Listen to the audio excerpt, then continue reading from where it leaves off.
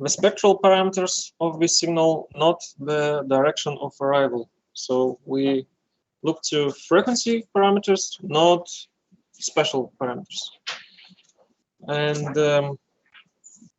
then we can use the same music type algorithm, but in this case, it is called as root music. And this one for uniform linear arrays. Then second one was the periodogram. And here, instead of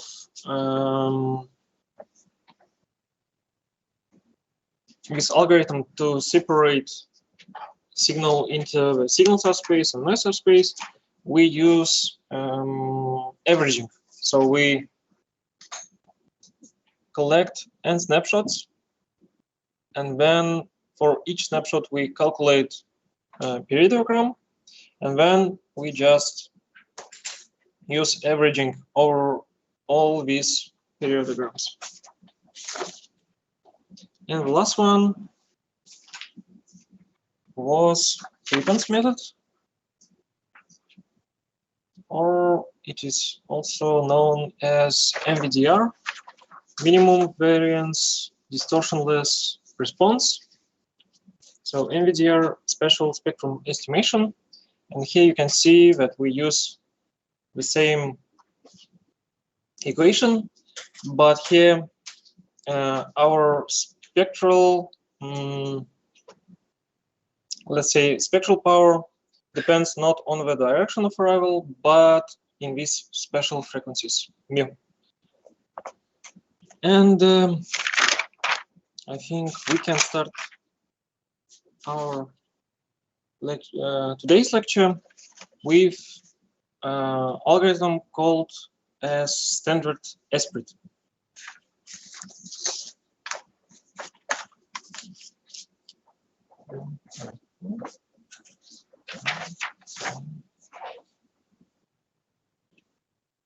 So it is 4.2,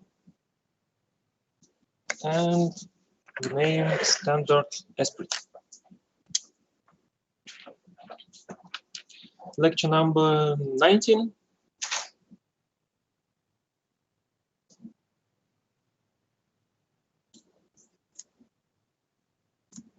Today is 2022, November 8th. So, 4.2 standard Aasp.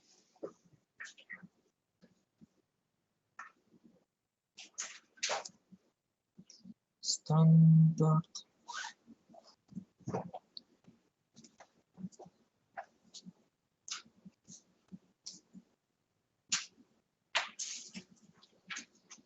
Aasp. So 3 underlines for this standard Aasp, and background red color for 4.2.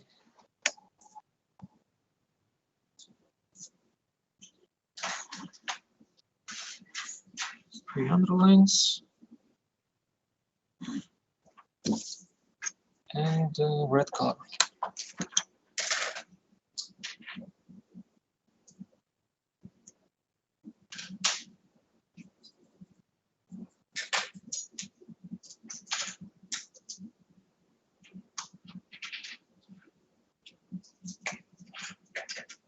So first, let's start with the abbreviation of this algorithm. So Aasp, what does it mean? So for E, it is estimation. I think I will, okay, I will write it in one line.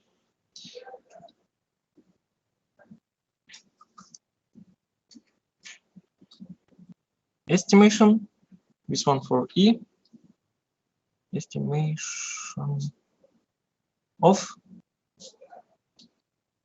signal, this one for S, signal.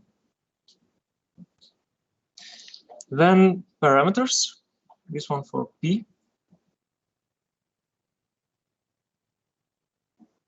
parameters via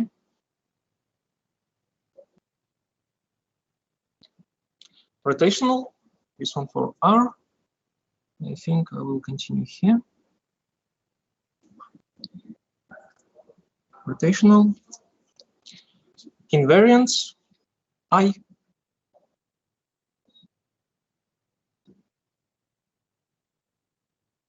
And for the T, it is techniques.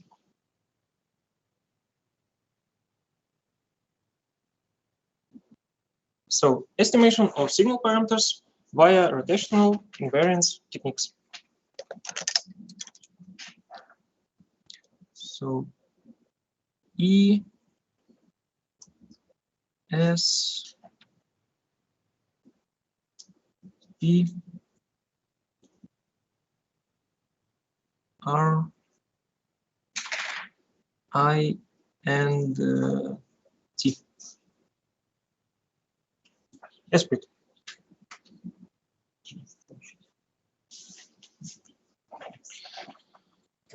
So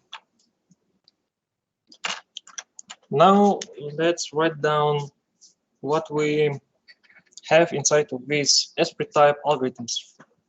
So main advantages, but with some constraints, what we need to do to use Aasp type algorithms. So Aasp type algorithms.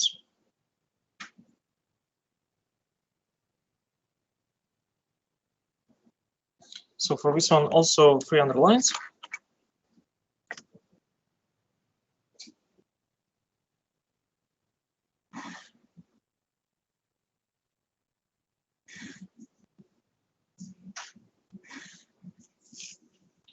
Aasp type algorithms.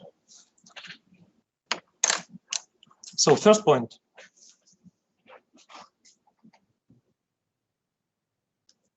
This type of algorithms are attractive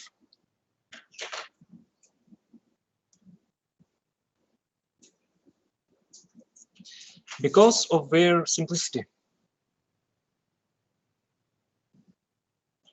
Because of their simplicity and high resolution capabilities. And high resolution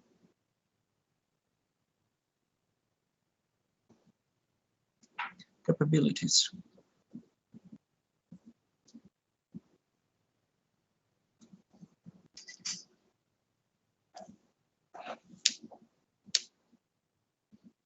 Point number 2. Direction of arrival estimates DOA estimates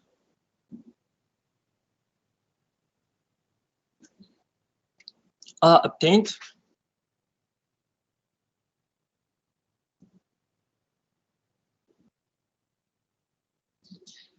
without nonlinear optimization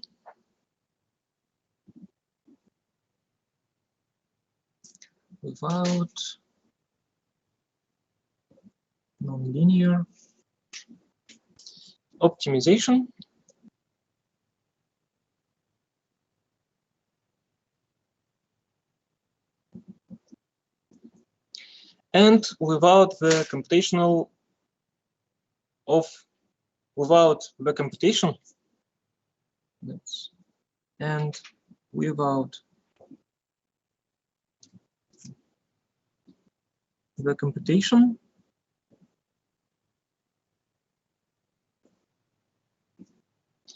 or search of any spectral. Or search of any spectral.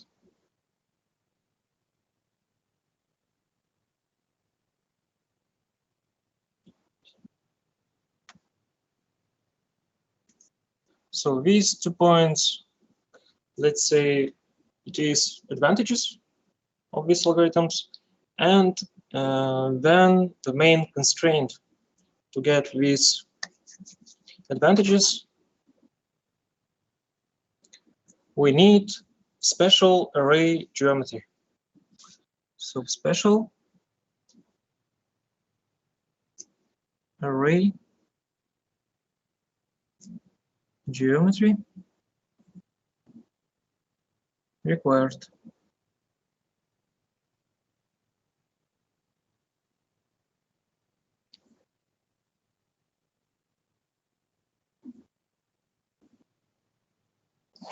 And let's give more information for this array geometry. So here I will use, let's say, 2 points. So this one for special geometry array, M element sensor, M element sensor array.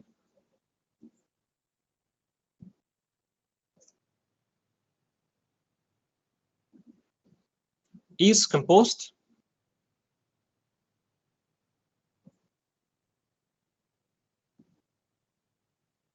of M pairs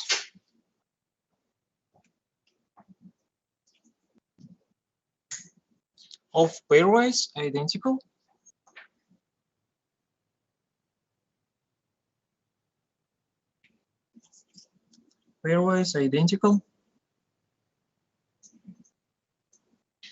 but displaced sensors. But displaced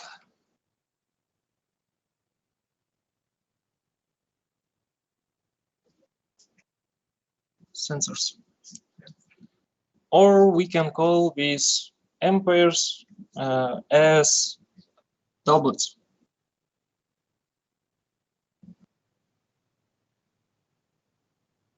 So from double. And here I will use blue underline for main idea. So M pairwise or M pairs of pairwise identical but displaced sensors. So this one and this one. And for doublets, I will use red color.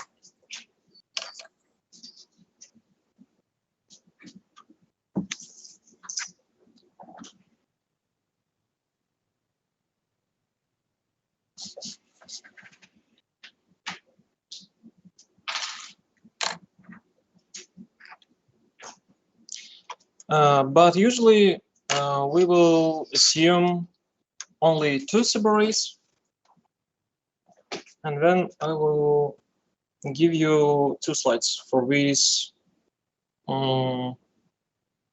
array geometry. So usually we will assume 2 subarrays.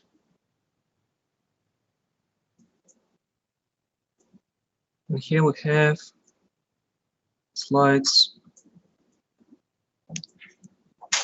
14 and 15. So 2 subarrays and 4 slides, green color here.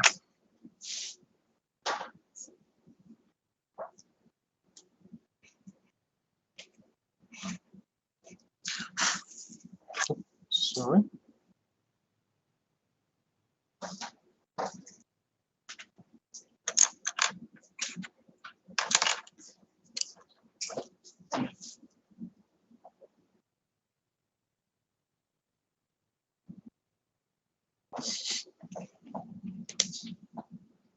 So let me, I think, switch to the slides, and then I will show you this page next one more time. So just for 5 seconds. Okay. Now you can see, first maybe let's start with this one. So here you can see we assume 3 different sensors. So 2 with some beamforming things, so receiver 3 and receiver 2. And this one, receiver 1, is the receiver without any beamforming things. So now, instead of 3 different receivers, we assume pairs of receivers. So you can see for receiver 1, we add another one, identical. For receiver 2, identical second one, and here also identical one. And you can see we need between them the distance equal to delta here. And here we can say that we have 3 doublets with 2 antennas inside of each one.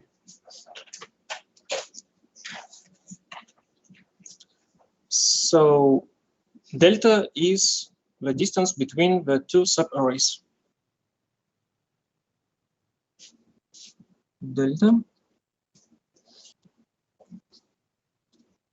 distance between the 2 subarrays. Дарья Дарьевич, мы не видим тетрадь. Да, точно. Я совсем забыл. Сначала здесь. Угу. Delta distance between the 2 subarrays.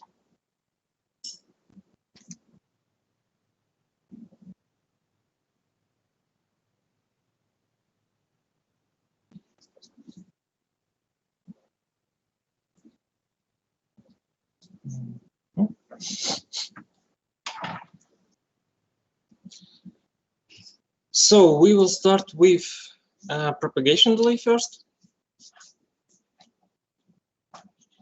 So another point here, I think the last point. So the last point here. Propagation delay.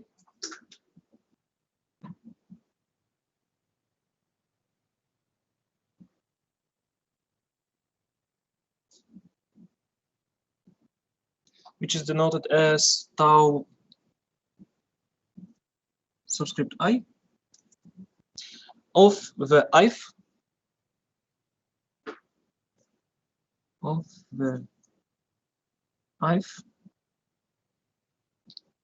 planar wavefront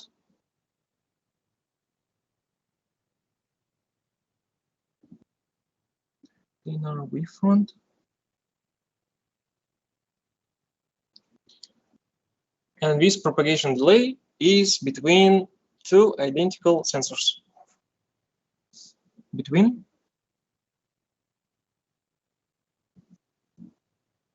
2 identical sensors.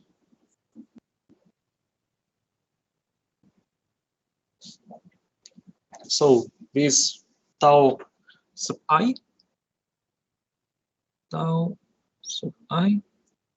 is equal to the fraction in the numerator. We have distance between these subarrays times sine of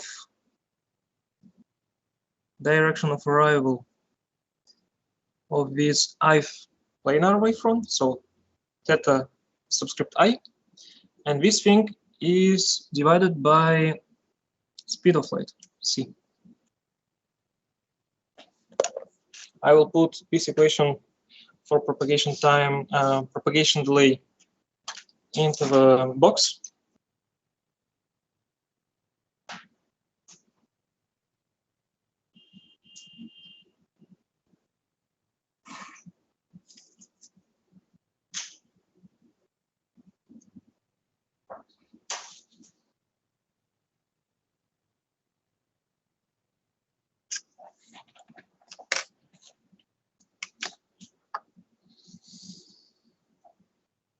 And now we continue with this Aasp planar waveform, or we can say Aasp signal at the reference sensor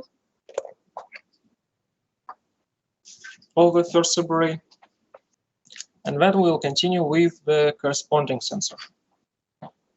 So for this one, I will use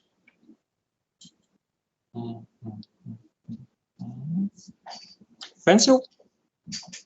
So Aasp signal at reference sensor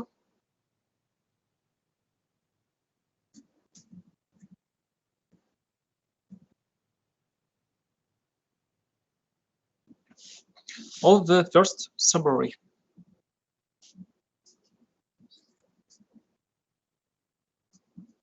Of the first subarray.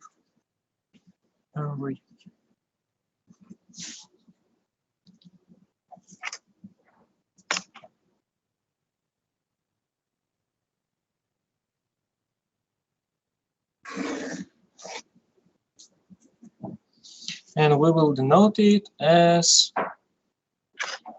S subscript I of T.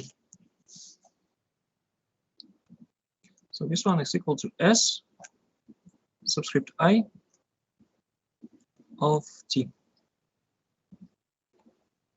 And now let's see what we'll have for Aasp signal at corresponding sensor of the second subarray. So the same Aasp signal, but now at the corresponding sensor. At corresponding sensor.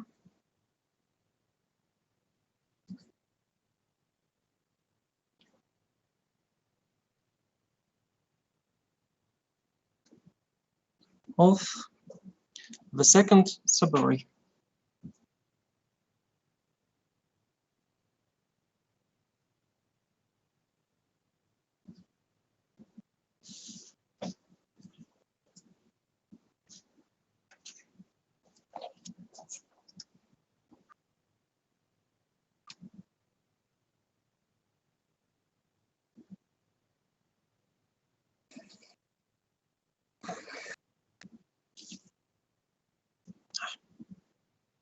So we will denote it as S sub I, but which depends on T minus tau sub I. So this Aasp signal at the corresponding sensor is denoted as S sub I of T minus tau sub I, which is equal to the same signal at the reference sensor. So S sub I of T. And we need to show this propagation delay between them, which is equal to E to the power of minus J times 2 pi F carrier, so carrier frequency, times this propagation delay, tau sub I.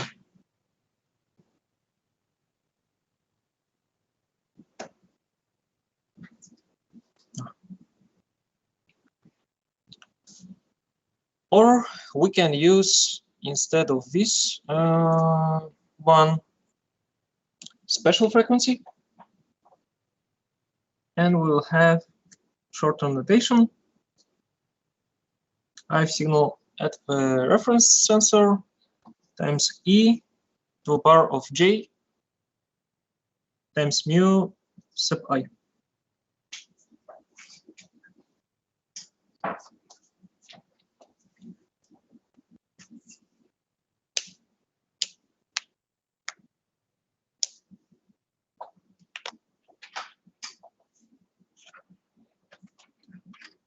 and I will indicate mu I with yellow color here. Oh.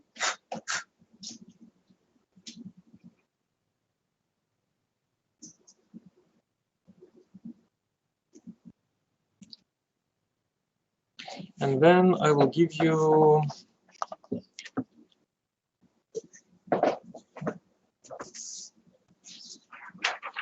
main equation for special frequency mu sub I. So we have this equation before, but I will give you one more time here. So in this case, we can see everything in one page or in 2 pages. So mu subscript I is equal to minus 2 pi divided by lambda. So then we multiply this one with delta and sine of theta subscript I.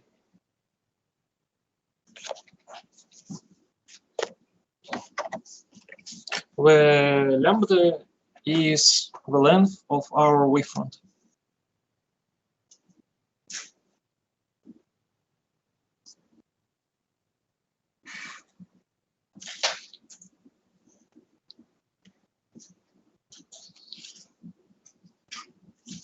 I put this equation into a box, and also I will use yellow background color for this one.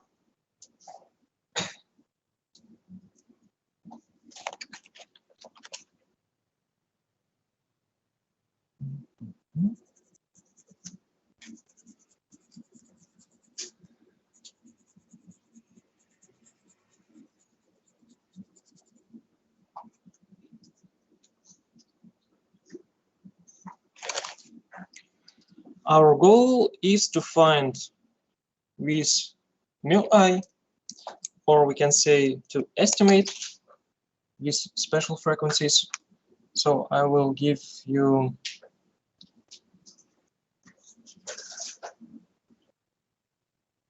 this goal here. So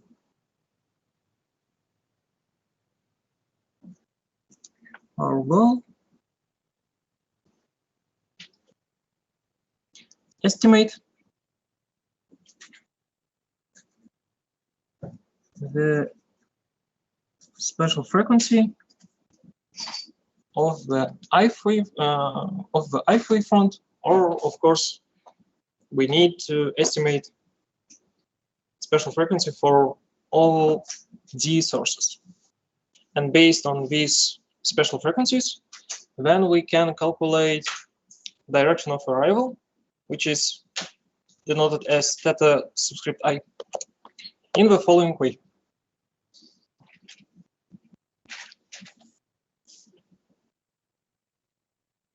Theta subscript I is equal. So first we multiply both sides with lambda divided by 2 pi, and also divide with delta, and then we just calculate arc sine. So in this case we'll have theta I, and inside of this arc sine we will have, so first minus, then lambda divided by 2 pi times delta, and times mu sub I.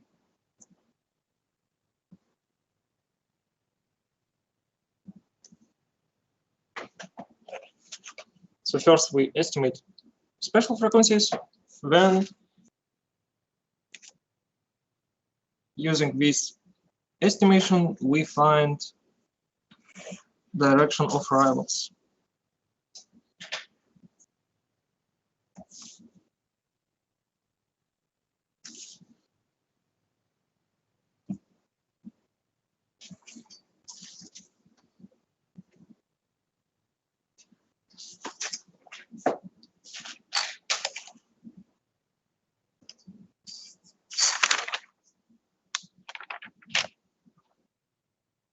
And here, of course, we can add that our I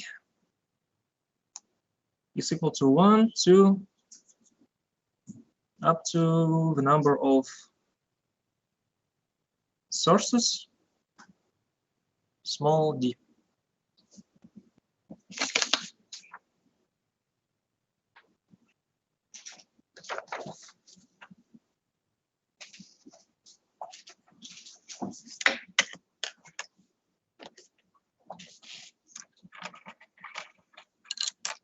Next, let's write down array steering vector. First for the ith wavefront, and then we will collect it into one matrix, but with some interesting things here.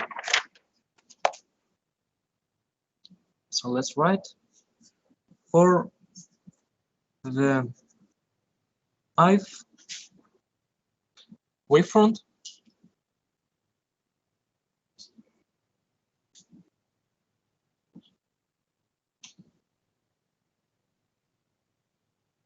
First, we write down array steering vector of the first subarray. Array steering vector of the first subarray.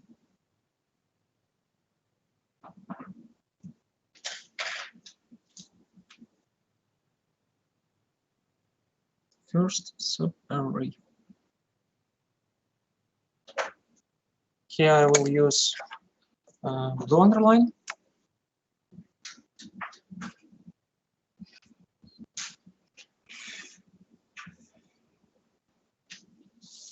So we use the same notation for array steering vector. It is vector A.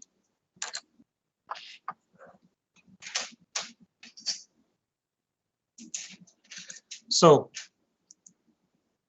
we need to show that we talk about the first subarray. In this case, we will use subscript here. So subscript 1. So it means not the power, but the identification between first and second subarray. And of course, we write down this one for the ith wavefront. So we need to show that here we have mu sub I.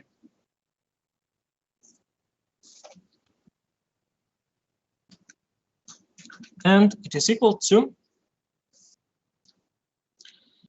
we will call this matrix as selection matrix,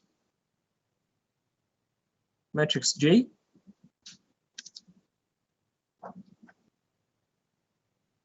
Subscript 1 multiplied with full array steering vector. A of mu sub I.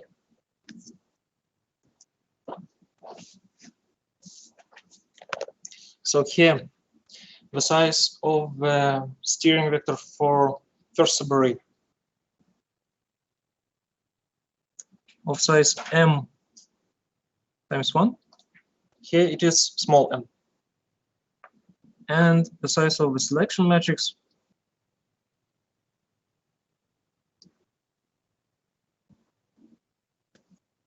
m, small m times capital M.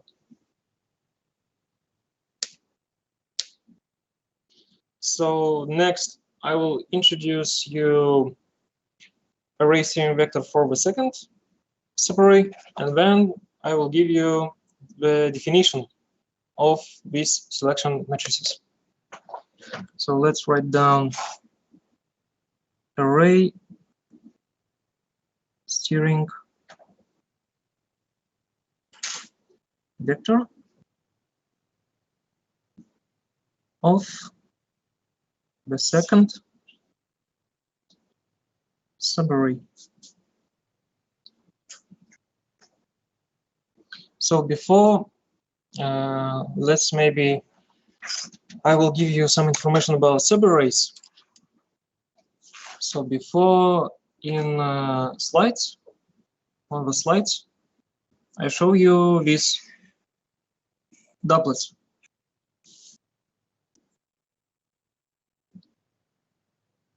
Which consist of two identical sensors, but here we can assume, maybe let me switch on the slides. So here, instead of two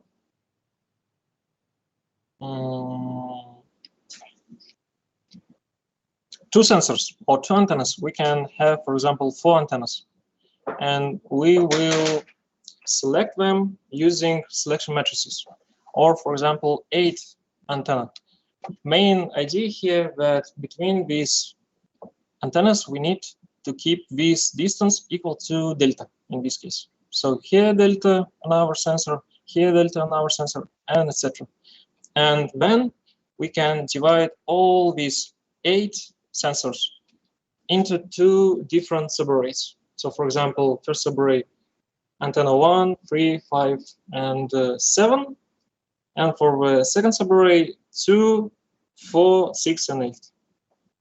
So, and also I will give you the same information, but we will write down it here in our pages. So let's continue with array steering vector. Here we will use vector A, superscript 2. So for the second subarray, and this one depends of mu I. And here we use another selection matrix, which is denoted as J2 times overall steering vector A of mu I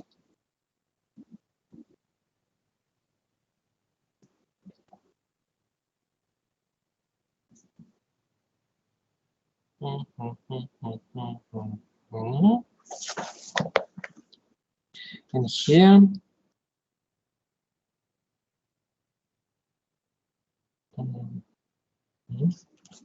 so we can use, let me,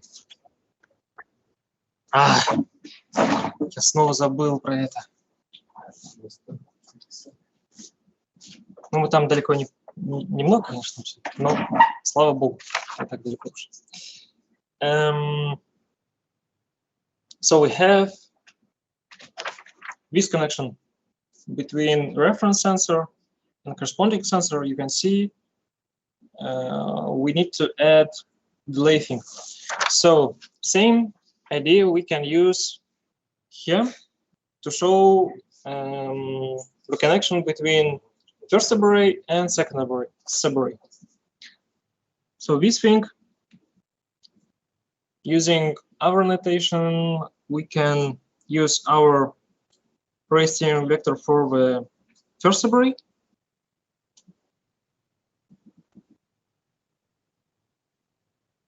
A superscript 1 of mu sub I, but we need to multiply this one with delay.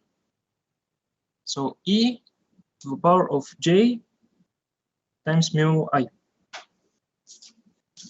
Or in this case, you can see for the first subarray, we have this array string vector, which is equal to this one. So we can rewrite all these things using selection matrix 1. So J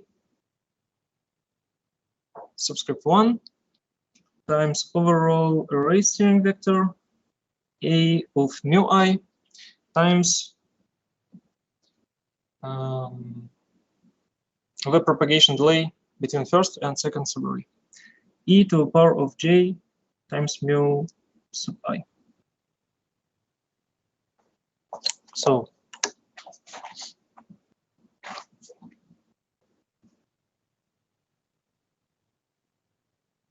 we need to have the same number of antennas for the first and second subarray. So here we also have the size equal to m times 1. And this one, second selection matrix, also is equal to small m times capital M. And now, using the second part and the fourth part of this equation, you can see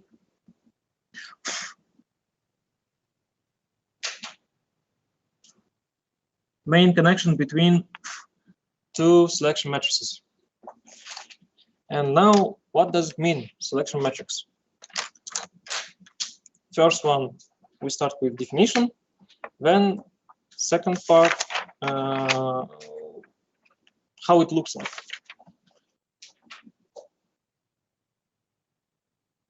So, first, definition.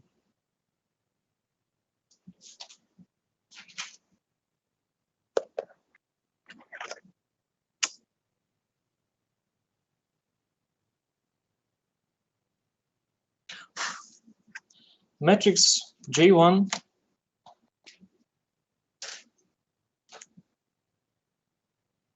of which is real,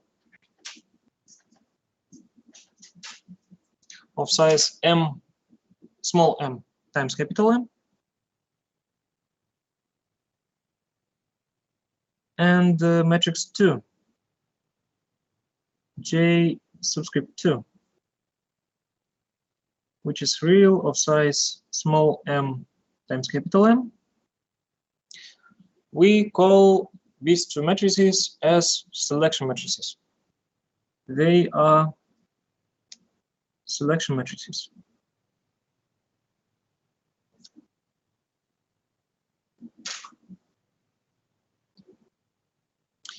That assign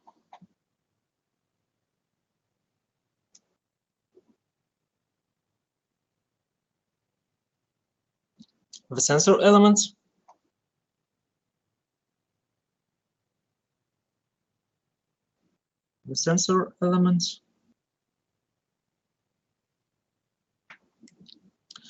to the subarrays 1 and 2. To the subarrays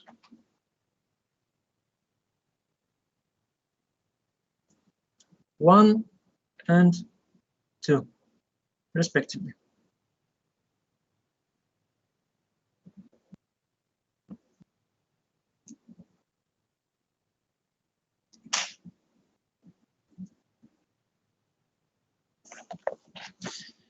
And then I will give you some examples of these selection matrices. So,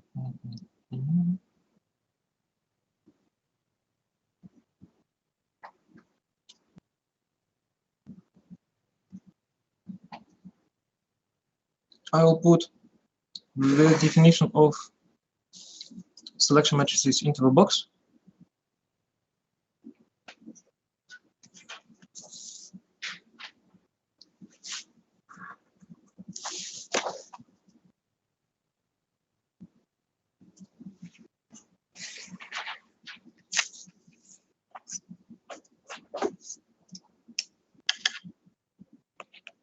And then examples.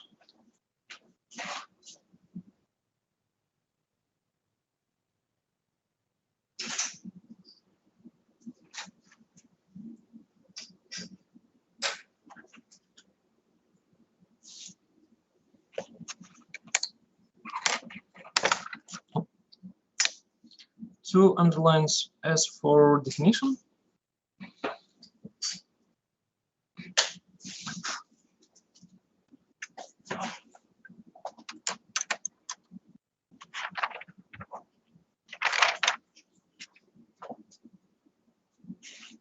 And I think here we will have one slide. So let me check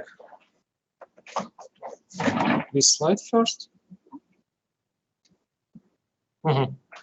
So here you can see we have 3 different examples of subarrays, A, B, and C. So for A, we have, in all cases, we have 6 elements of array. So antenna 1, 2, 3, 4, 5, and 6. And here you can see that small m is equal to 5. So first subarray and second subarray should have m elements. And here you can see that for first subarray, we choose elements from 1 to 5. And for the second subarray, we choose the elements from 2 to 6. And here you can see that we will have, and of course, between all these sensors, we need the distance equal to delta K. For second case, we assume, for example, that the number of elements in both subarrays should be equal to 3. And here you can see that we choose 1, 3, and 5 for first subarray, and for second subarray 2, 4, and 6, and the same one for C. Now let's show what we'll have inside of these subarrays. Let's start with case A.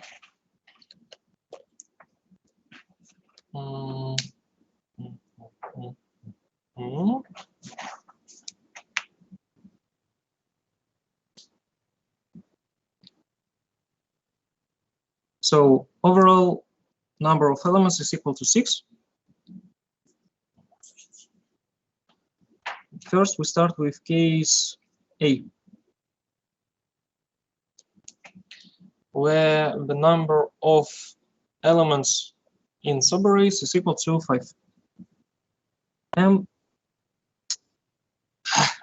Мне надо, вот в прошлый раз у меня привычка была сразу менять. Сейчас я все забываю. Small m is equal to 5.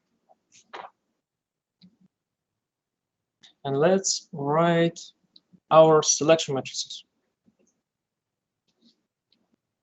And I think I will show it from the left side, selection matrix 1, and from the right side, selection matrix 2. Selection matrix 1 is equal.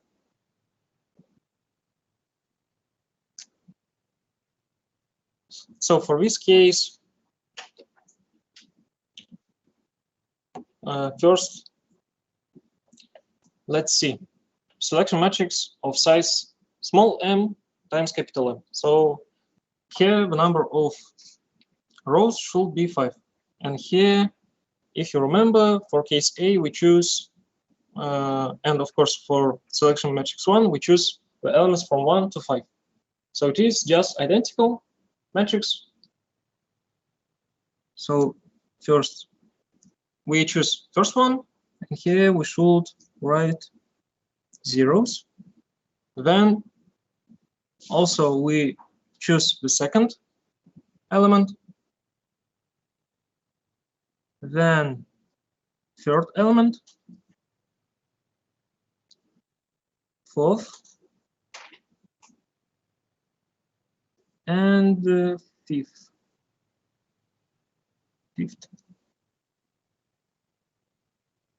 So identity matrix of size small m times small m. And now we need to show also what we have for the last 6th array, or let's say element. And for the first selection matrix, it will be just column of zeros. So we can show that we choose only this part, and the last element is not in the first subarray.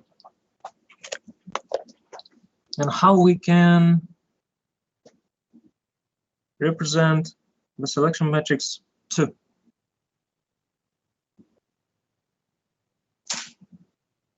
So I think maybe you have some ideas how we can write down the second selection matrix. Yes, so we choose elements from 2 to 6. So the first one should contain only zeros in this case. So 0, 0, 0, 0, and 0.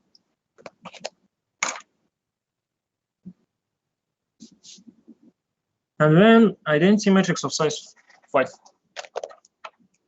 So 1, 0, 0, 0, 0, then 0, 1, 3 zeros, 2 zeros, 1, 2 zeros, 3 zeros, 1 and 0, and the last one 4 zeros here and 1.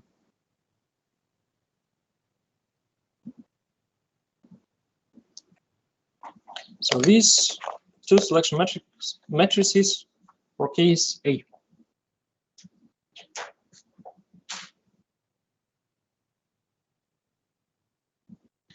And I think we can also write for case B, and then we will continue with general. General equation.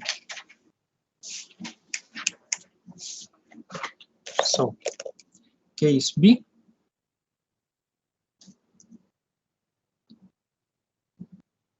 Here, small m is equal to 3. So the number of elements in the selection matrices is equal to 3. Or in subarrays, let's say. In this case, we need to create matrix of size 3 times 6.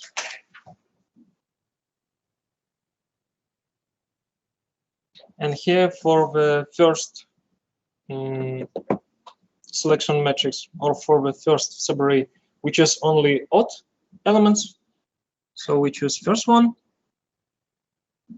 the second one with zeros, then we choose the third one, 0, 1, 0, then fourth one with zeros, fifth 0, 0, 1, and the last sixth is zeros. So here we choose only odd elements, 1, 3, and 5. And for the second subarray selection matrix is here we choose only even elements. So we leave with zeros first one, then we choose the second one, so 1, 0, 0, then third one with zeros, fourth one 0, 1, 0, then element number 5 with zeros, and the last element number 6, 2 zeros and 1.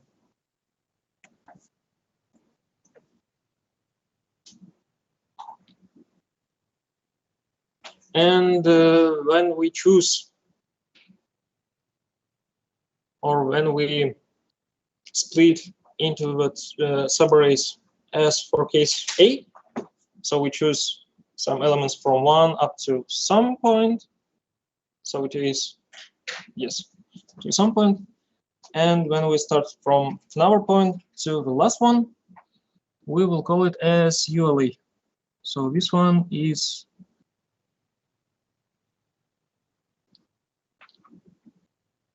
we have here two subarrays of uniform linear arrays here. And then let's continue Maybe I will indicate it here. Let's say with blue color. ULA.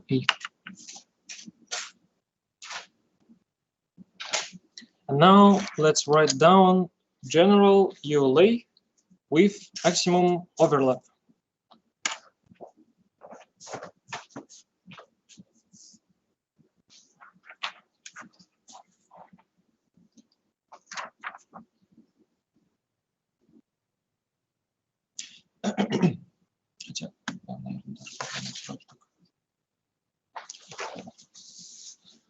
General equation. So general ULA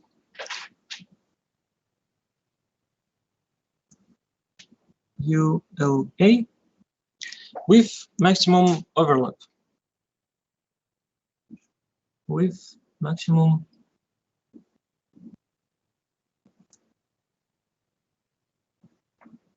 overlap.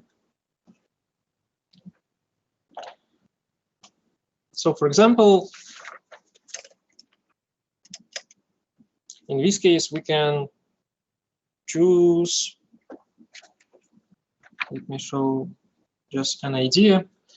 For example, we can choose here elements from 1 to 4, like this one, for example. And here we will put zeros for this one. And here, for example, from sensor number 3 up to the last one.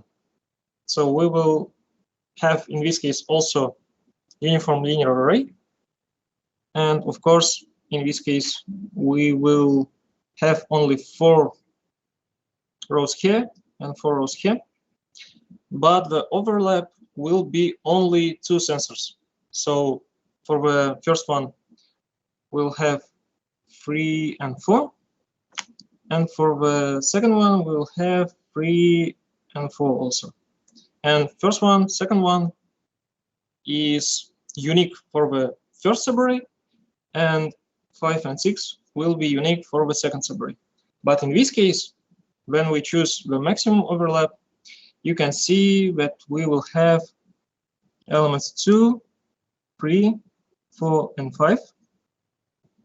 And here also 2, 3, 2, 3, 4, and 5. 2, 3, 4, and 5. And only 1 unique elements for first one and second one. So it is first element and the last element. So when we write down that we assume maximum overlap, small m should be equal to capital M overall number of elements minus 1. So only 1 unique element for each subarray.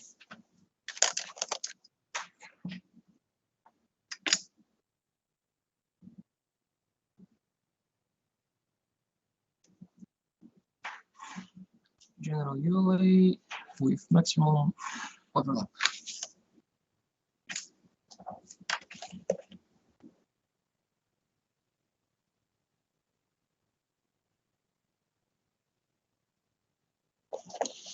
So in this case, we can show that the selection matrix first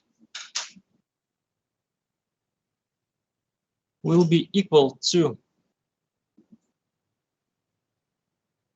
first part, it is identical matrix of size small m. And the last element, it is just one vector of zeros.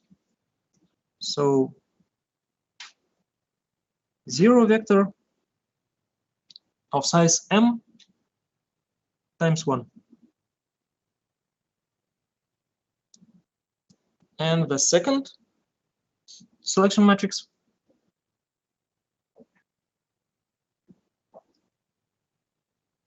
will start with this vector of zeros. 0 vector of size m times 1. And then we choose all elements from 2 up to the last element. Identity matrix of size small m.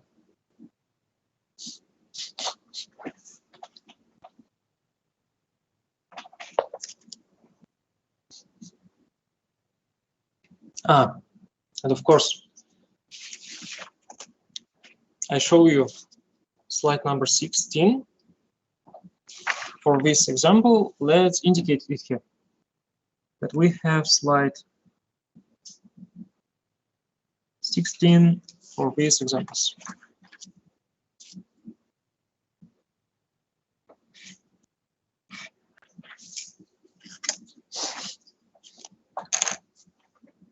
Now we can continue.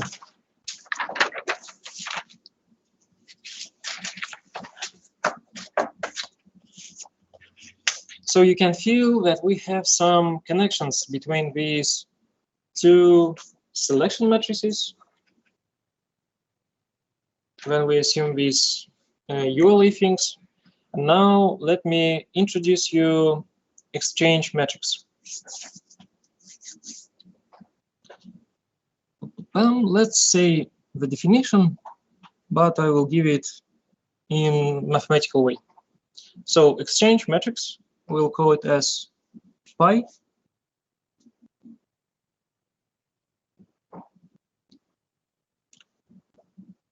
subscript. And here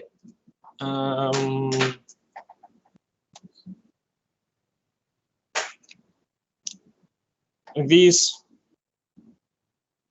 subscript thing here, p, small p, works as for identical matrices and identical matrices. So it shows the size of this matrix. So here, inside of this exchange matrix, we have ones, but for the second diagonal, not the main diagonal. So here we have 1, 1, 1, 1, 1, and 1.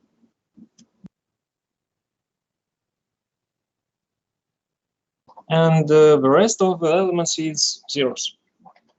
So this thing is real of size small p times p. And we call it as exchange matrix. Exchange matrix.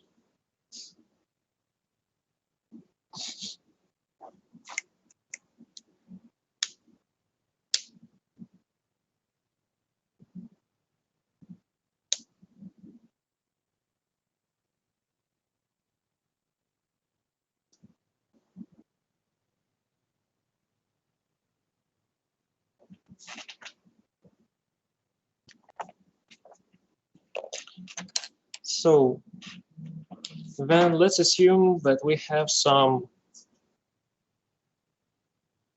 matrix.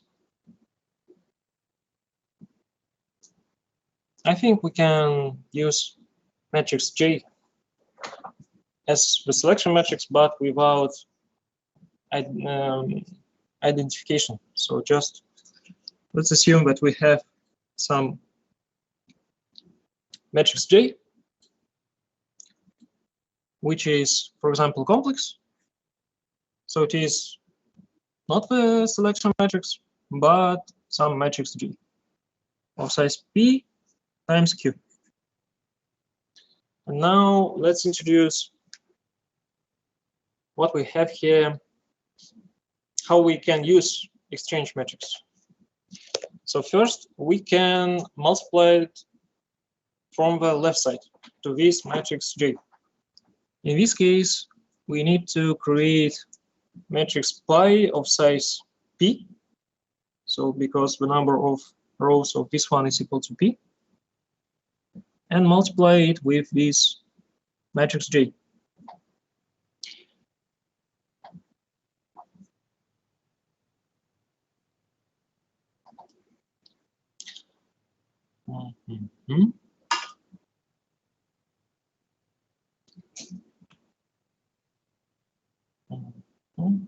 So this one will work as a reversing thing. So this multiplication reverses the order of the rows. The order of the rows.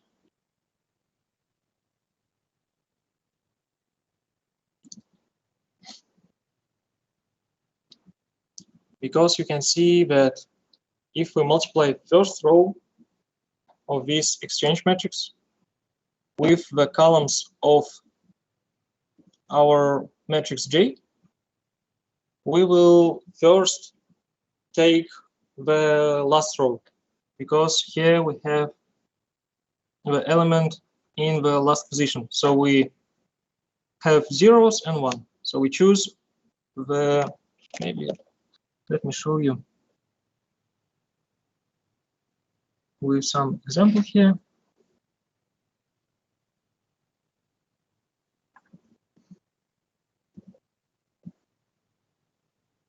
A1, A2, A3, A4, A5, A6, A7, A8, and A9. So you can see when we multiply it with from left side, we will have 0, 0, 1, and we choose element equal to A7, then element A8, then element A9. Then we choose this row, and then we choose first row.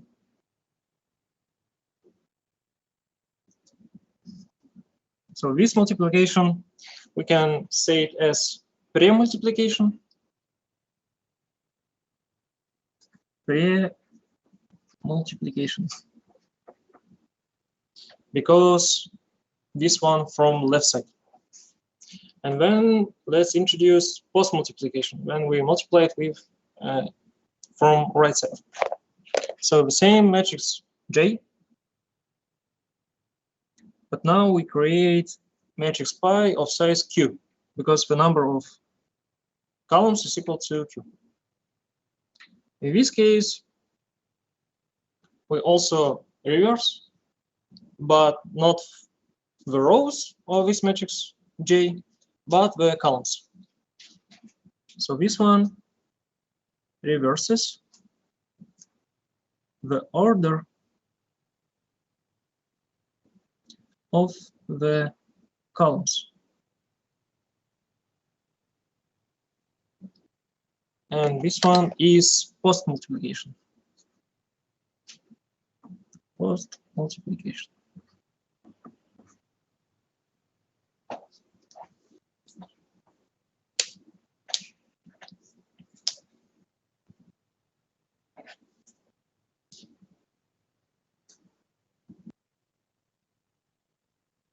And then I will give you one interesting property of this exchange matrix. So what if we multiply exchange matrix by the exchange matrix? So some exchange matrix of size pi times itself. So you can see we go with the first row through the first column, and we will get 1 for the first element. If we go to the second, third, fourth, and etc., we will have zeros. If we choose the second row, the first column is 0, then 1, 0, 0, 0, 0. So this one is equal to identity matrix, or yes, identical matrix of size P, or identity matrix of size P.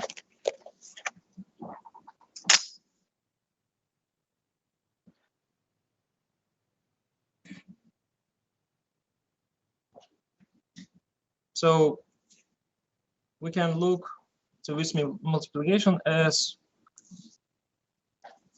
the reverse thing of the rows of this one, or reverse thing of this part of the columns. So in both scenarios, we'll have identity matrix. And then why we introduce this exchange matrix? We can show the connection between these two selection matrices J1 and J2. So let's note that selection matrix 2, J2, is equal to this exchange matrix of size B, small m. We multiply the selection matrix 1 from the left side with exchange matrix of size small m, and from right side with exchange matrix of size capital M.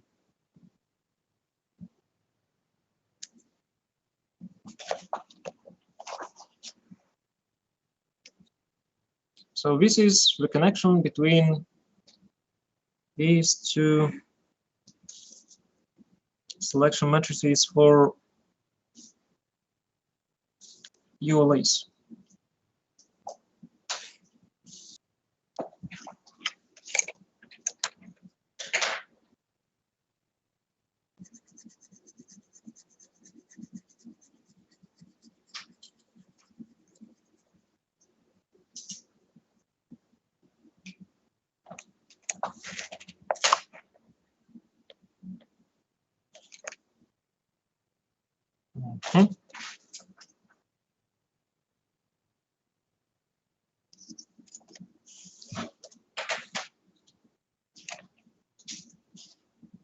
So here next,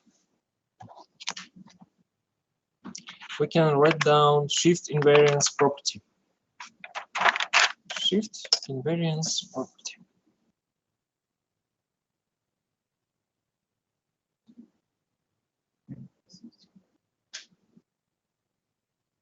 Shift invariance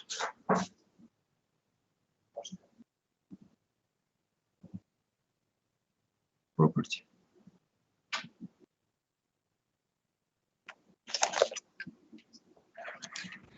For these selection matrices 1 and 2, and for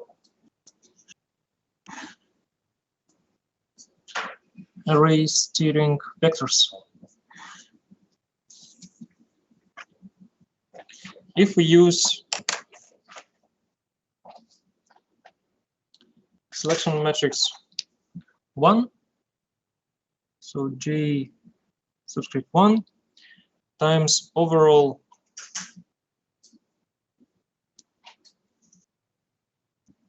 array steering vector A of mu I, and if we multiply this thing with e to the power of j times mu I,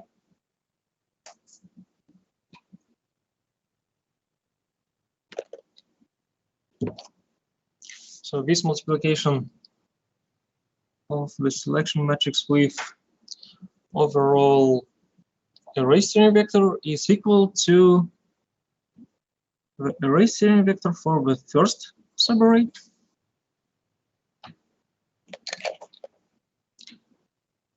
and this one is equal to selection matrix subscript 2 times overall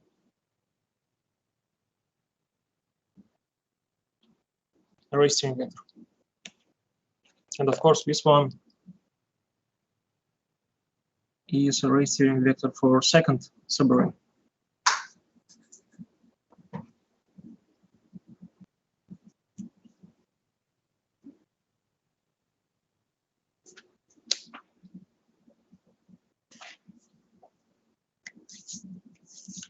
But also we need to note that here before we assume only this ith wavefront. So in general, I goes from 1 to up to small d. So let's collect all these array steering vectors for all sources. In this case, we can say that we will multiply our J matrix. So this selection matrix 1. First, I will give you it in detailed way, and then I will use multiplication of matrices. So we multiply selection matrix with the following column matrix. So here we have array steering vector for special frequency 1, A of mu1 times to E of J mu1 here. Then second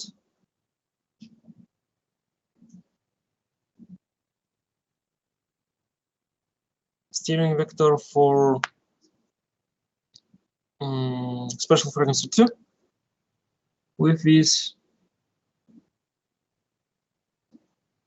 propagation delay, and all these matrix goes to A of mu subscript D times E to the power of J mu sub D.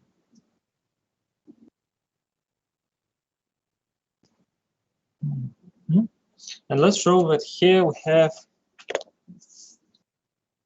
columns inside of this matrix. So first column for mu1, second column for mu2, and the last one for mu d.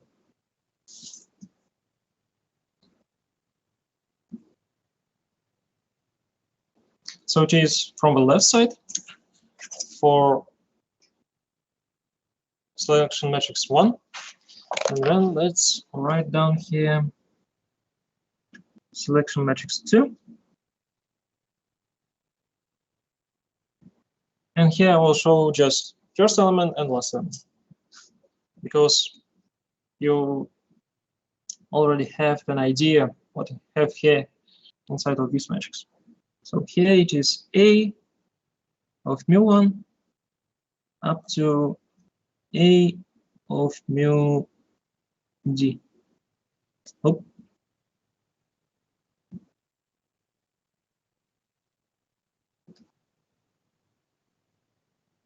And also this one is the column matrix.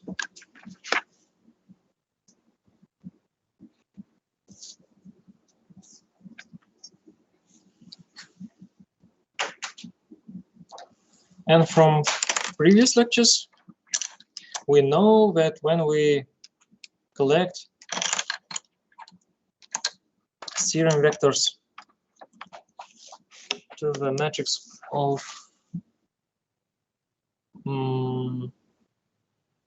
something like this one, we call it as matrix A, or denote it as matrix A. And here you can see that we have also matrix A, but with some propagation delays. Okay, E to the power of J times mu sub I. So in this case, we can represent all this multiplication in the following way. First, we have selection matrix 1 times this steering matrix and times phi. We also use this matrix phi when we introduce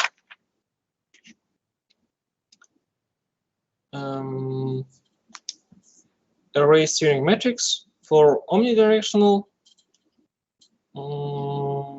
cases and for arbitrary directional cases.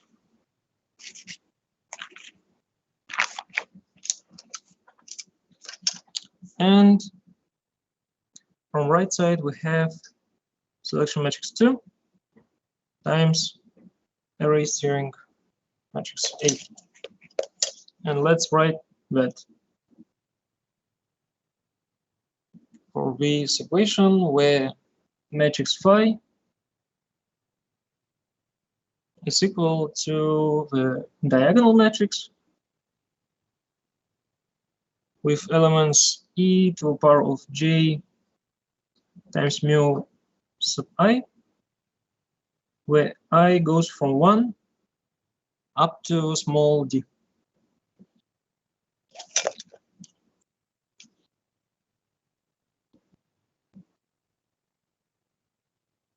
Let's put this equation into a box and indicate shift invariance property. So the left side of this equation, j times a times phi equal to j times a.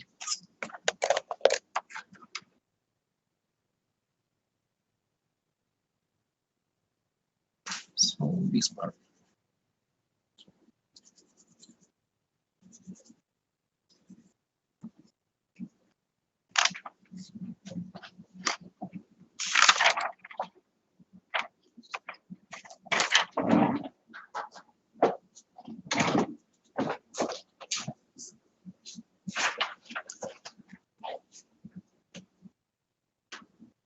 So next, I think we can write down that we collect n snapshots, and then we will continue this thing in the next lecture after the break.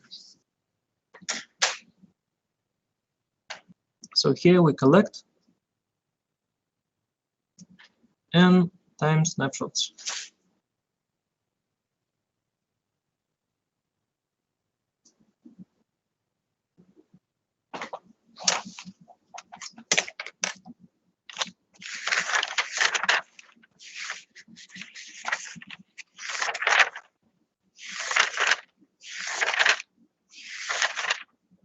Which is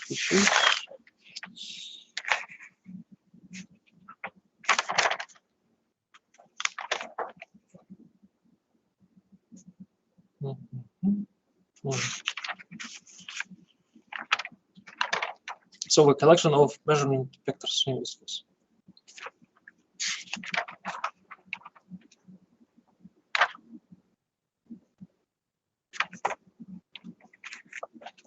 So let's make this short break and let's continue after 10 minutes.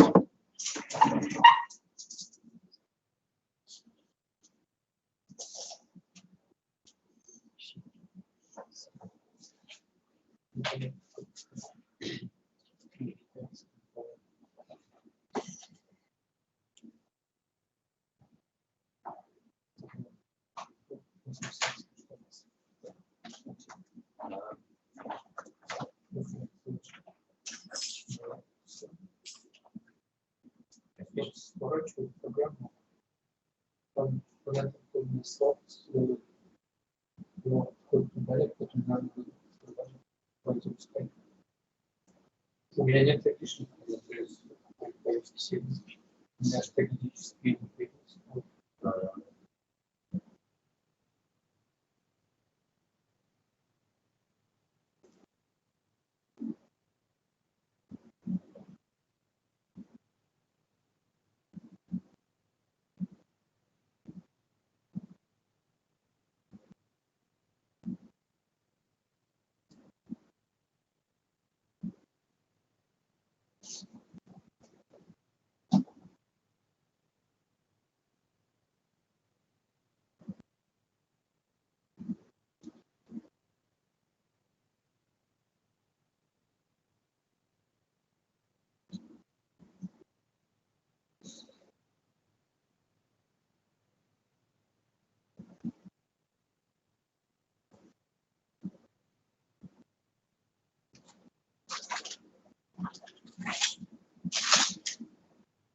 А.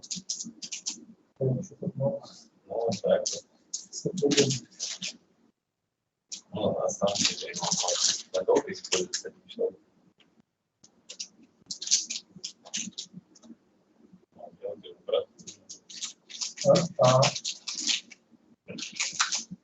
Скажи, как можно сразу, что ничего не Вот опять на характерах, кто звук и слушает. видел онлайн бокс старом издают песни на леве потому что да, значит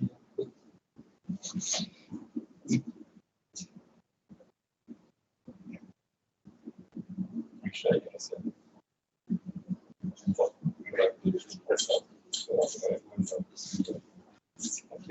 Понял.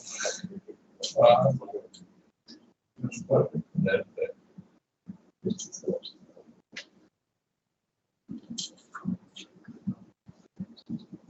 Ничего, ты как бы Я не решил, что по крайней мере, по ребенку видно, что один в один логически. Реал. Реал. А один, значит, все.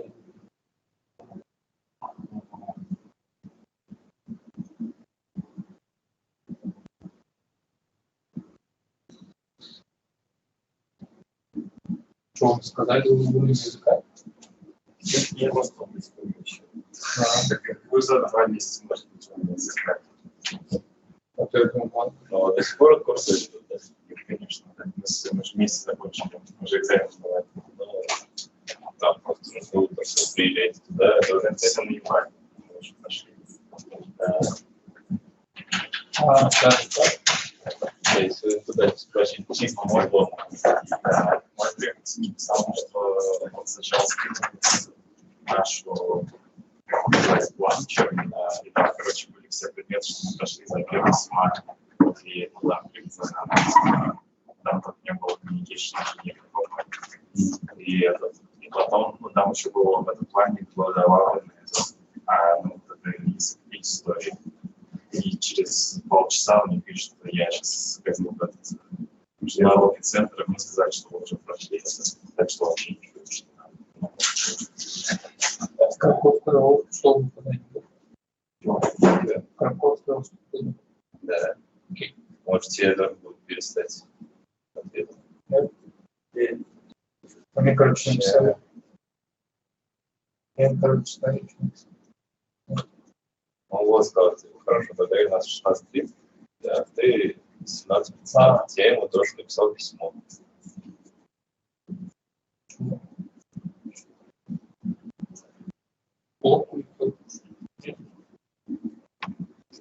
Что с этим набирали происходит еще? Ничего не знаю.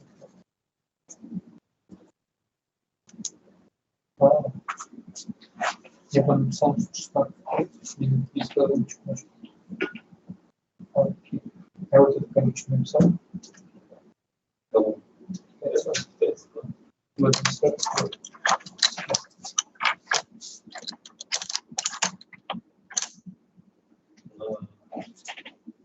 Понял, да?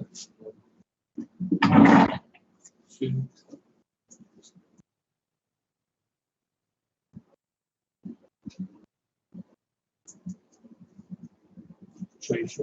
Сколько? Что ли? По-моему, это та же самая история.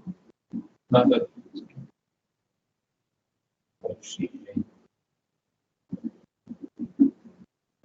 Президент. Как детек.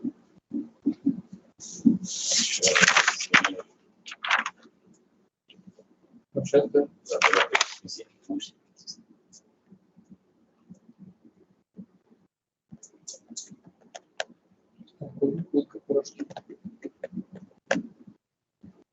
Ну, у них хоть какая-то цель. Да, ну, какая-то своя уже есть.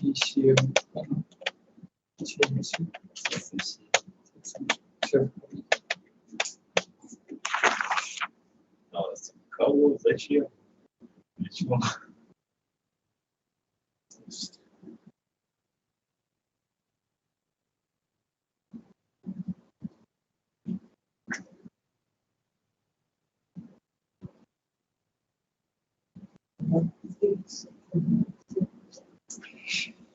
Что это? Да. Да.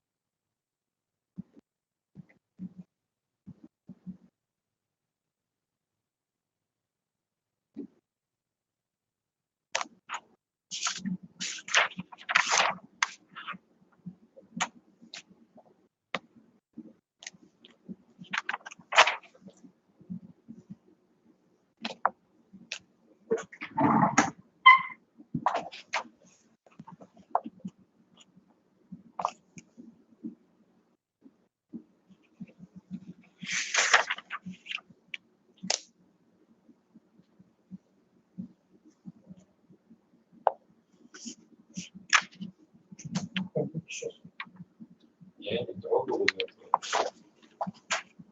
Я представляю, в самом начале третьего. Еще не знаю, как до конца месяца закончится, это еще решаю. Там не надо закончить. Там сказали раз. Одна проба, одна месяц. Или производительность. Я потому что запутался. Там, да, там все это будет проба. Потому что в личной беседе она мне сказала, что Ну, это что? то, что я только начал сильно, она сказала, что закончить это еще резонно. А потом они в объявлении сказали, что закончить типа 2, это будет ничего. Ну, по-моему, да. Насколько я понимаю, что это Java. Потом 80. И просто вот типа DSS. Она ты все время будешь открыть. Да, Тебе так не сказали? нет. Или это спрашиваешь? Или это меня не- Может, какие-то деньги от меня находятся? Сейчас видно?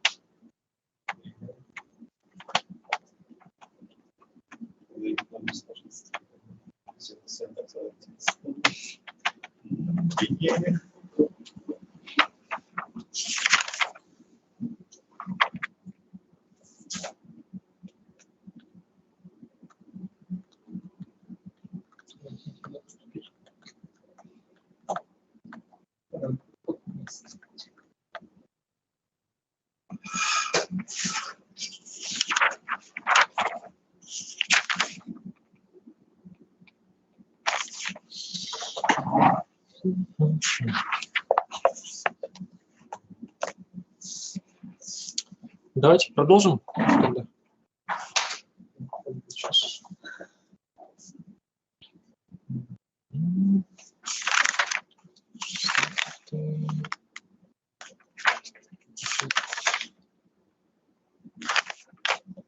Да.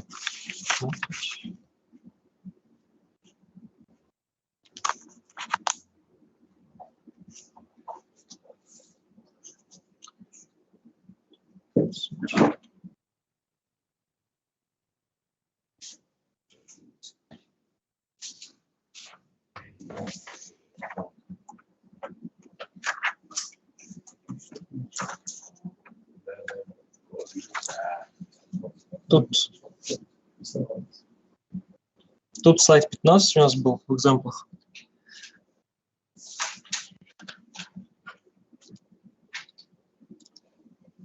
А вот слайд 16, сейчас я покажу. Слайд 16 у нас было как раз для Exchange Metrics. После Exchange Metrics, давайте я сначала вам покажу его. Вот здесь, соответственно, та же самая информация, то, что мы вводим наши selection matrices, затем для ULA with maximum overlap мы расписываем их, и дальше уже представляем exchange matrix, и вот дальше мы перейдем в собирание снапшотов. Так, давайте, наверное, укажем.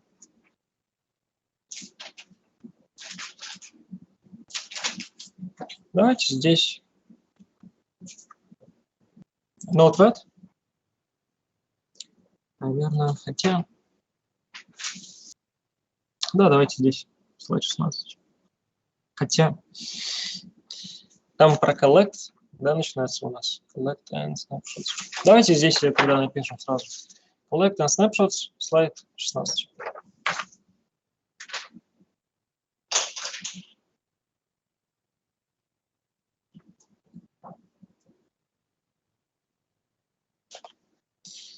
Slide 16.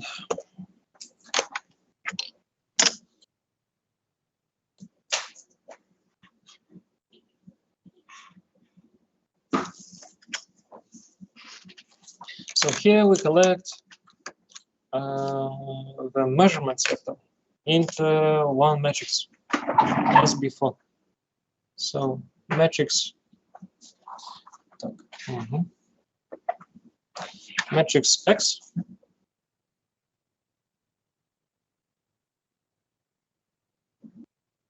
which is equal to the column matrix with the following columns.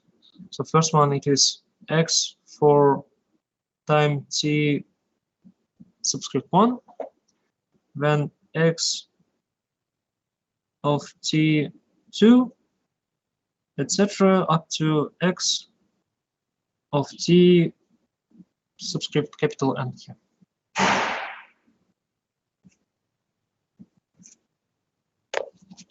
So here we talk about column vectors, and column vectors.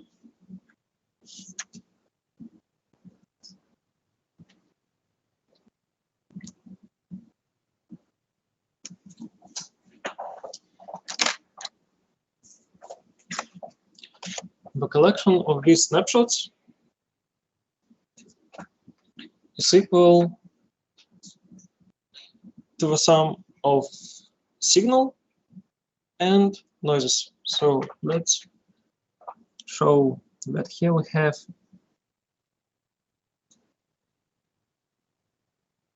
matrix X equal to array steering matrix A times signal from sources S plus noise.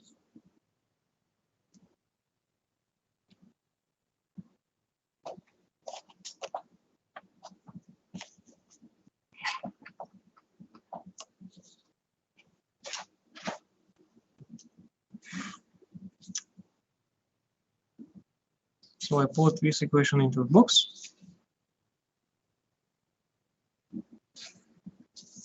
And the next step is to estimate the signal subspace of X.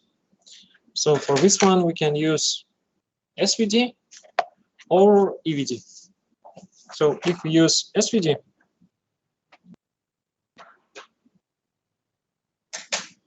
we need to calculate singular value decomposition of original matrix X. If we calculate eigenvalue decomposition, EVD, in this case, as input, we need to use X. And of course, here we write it as matrix. Matrix X times its Hermitian.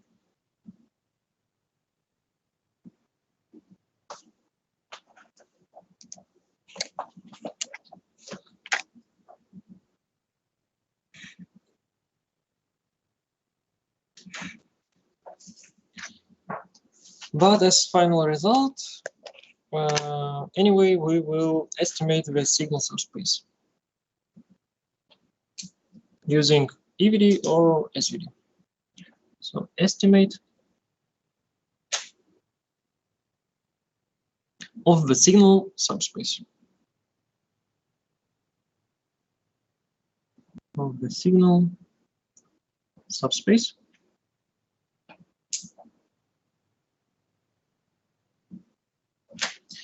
Which can be noted as image of A, so image of array steering matrix, or image of U sub S. So here, one more time, we will use estimation of the signal subspace and true signal subspace. So here I write small s, and let's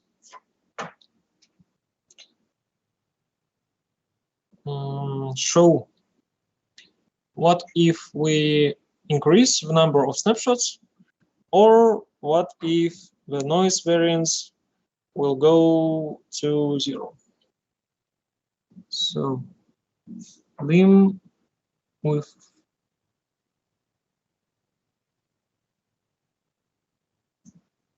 where the number of snapshots goes to infinity.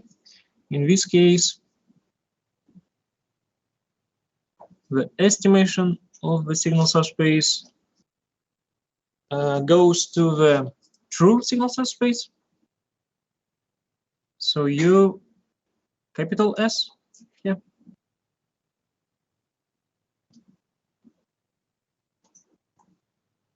Or if the noise variance goes to 0, noise variance goes to 0. In this case also, the estimation of signal subspace will go to the true signal subspace.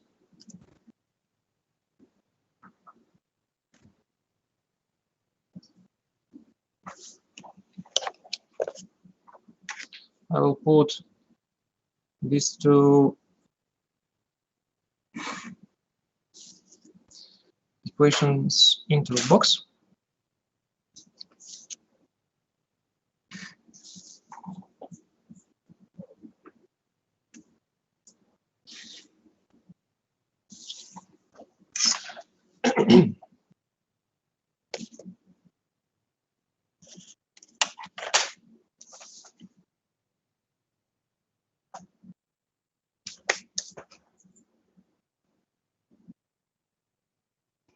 And next, let's write what we mean when we use this equation. So that image of A, so image of array steering matrix, is equal to the image of U sub S.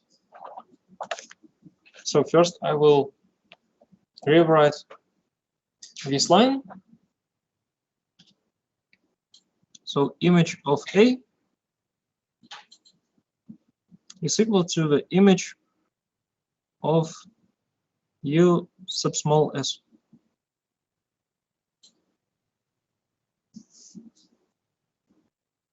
So this, let's say, image operation, it means only the set of some columns.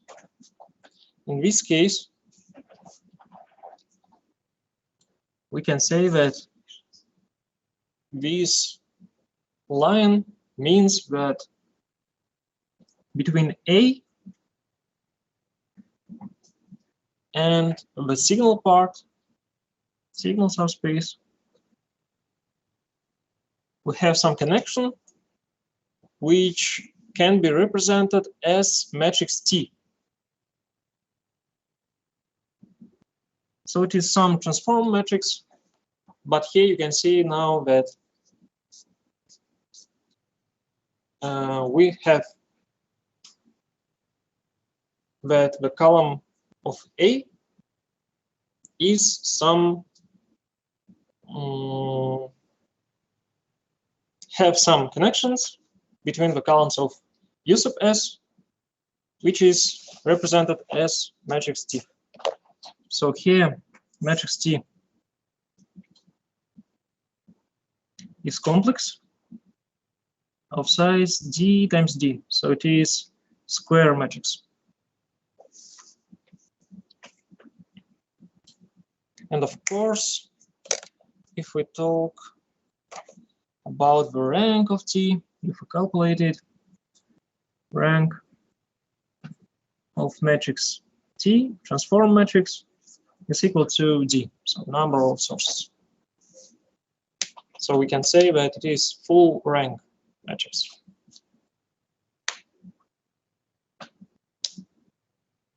Then let's rewrite shift invariance equation.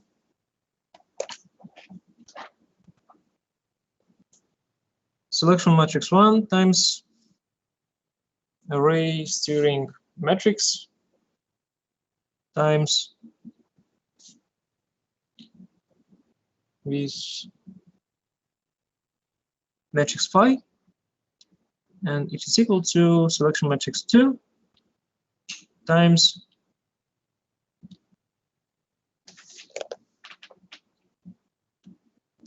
steering matrix. Next, we take this equation A equal to U sub S times T and put into this equation.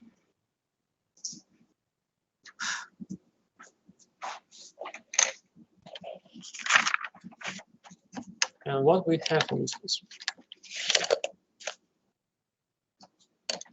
The same selection matrix J1.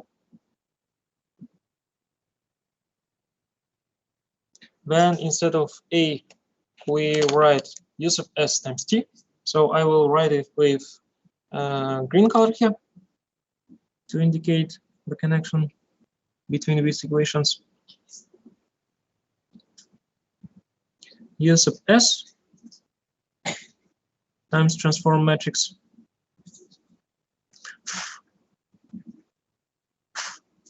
times matrix phi. So it is from left side and from right side selection matrix 2. And here we have U sub S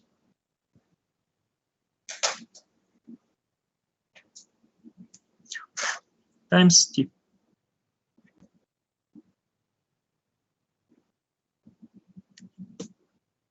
And then let's multiply from right side, so pre-multiplication, post-multiplication with inverse of transform matrix. So let's multiply it with T inverse. We can do it because we have full rank matrix T. In this case, we can calculate the inverse of this matrix. Then we have selection matrix 1 times U sub S times T times phi times inverse of T. So it is from one side, and from the other side we have just selection matrix 2 times U sub S.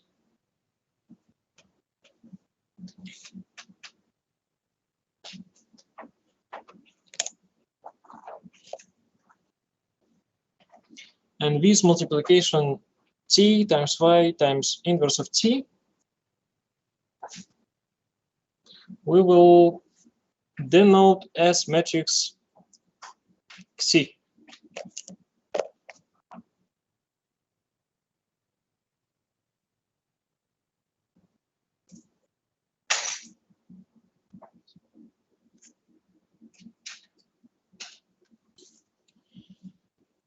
which is of size d times d. And of course, it is complex. D times d.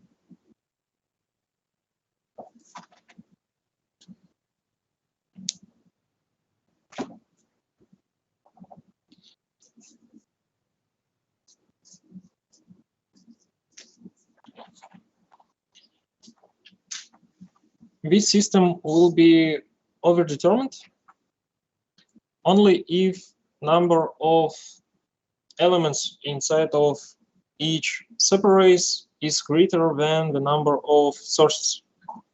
So this system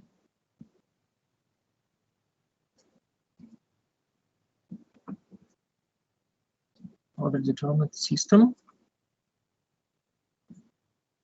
if the number of elements, small m, is greater than number of sources, d.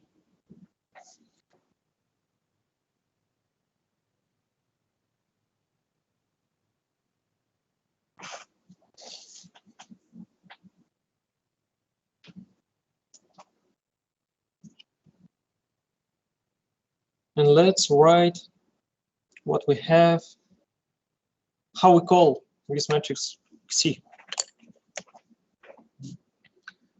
Matrix Xi, or Xi, I think, if I'm not mistaken. Matrix Xi is equal to transform matrix T times matrix phi times inverse of this transform matrix T.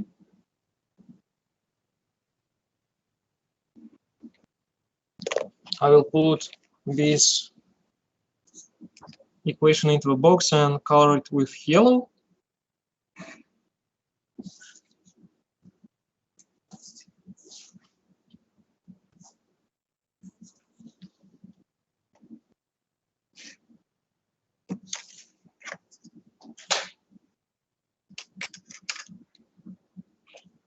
So this matrix is called as eigenvalue preserving similarity transformation.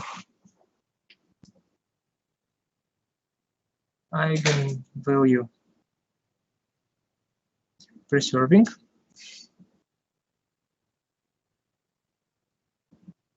similarity transformation.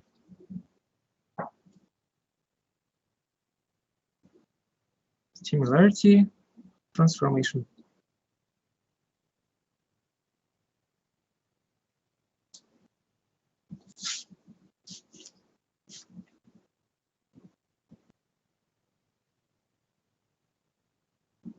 So we start with our goal that we need to find the special frequency mu sub I. So we need to estimate them. And we can do it using this matrix Xi. Of course, the color.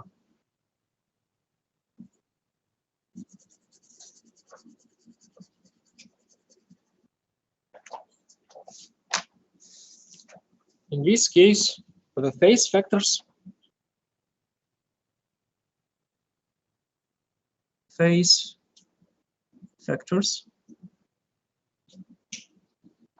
e to the power of j sub times mu sub I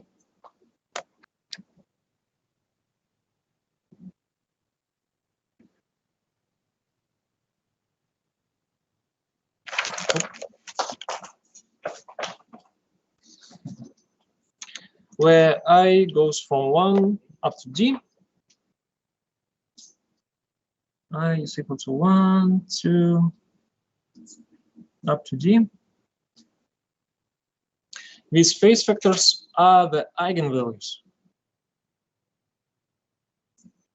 Are the eigenvalues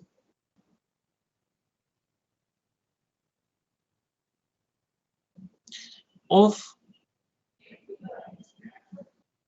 matrix Xi.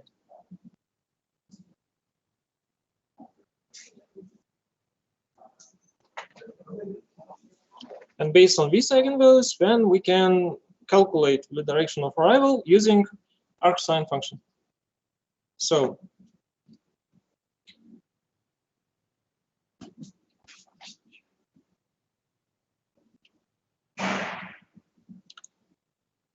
here, last part is this estimated signal subspace. And here we will introduce 3 different algorithms. So first one, it is least squares algorithm, then total least squares, and the last one, structured least squares algorithm.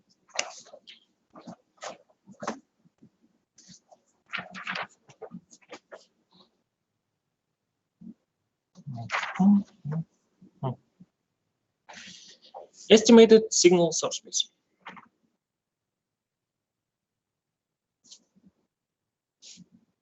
Estimated signal subspace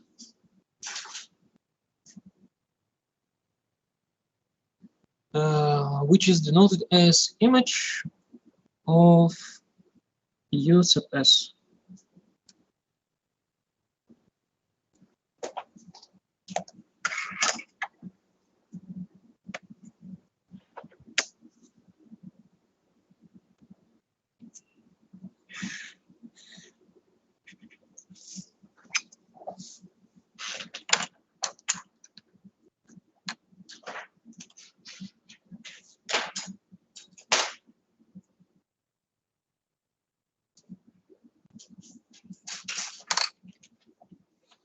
So we rewrite one more time,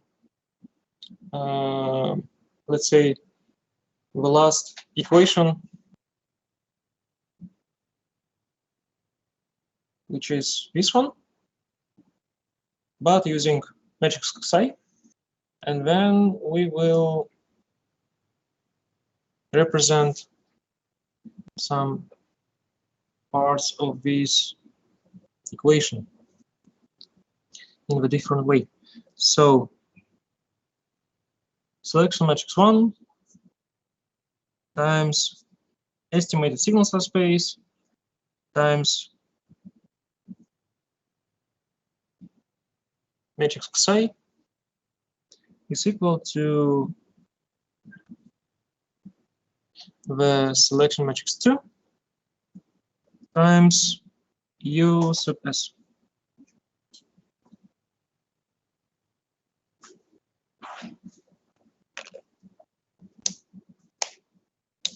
And now multiplication of selection matrix 1 with U sub S we will call as U1, matrix U1.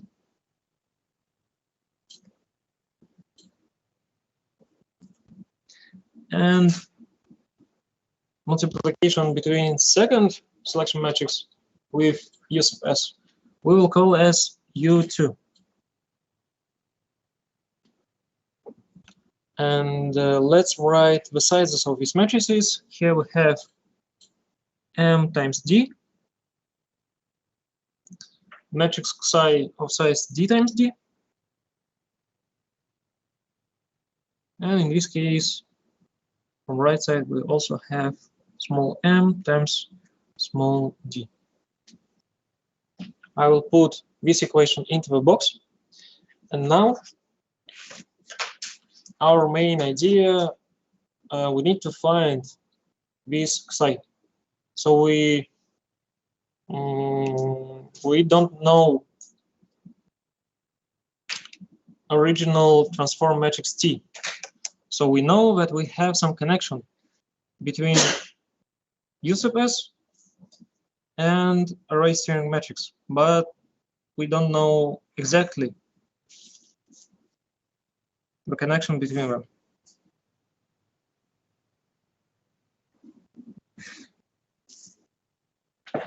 So in this case, first we introduce the easiest algorithm, least squares algorithm or least squares solution. So let's write least squares solution.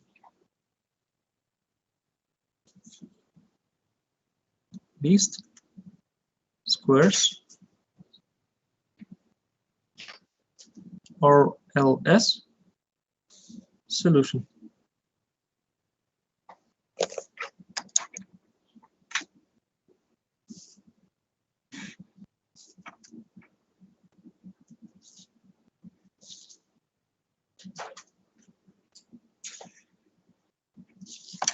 I will add background blue color for the least squares here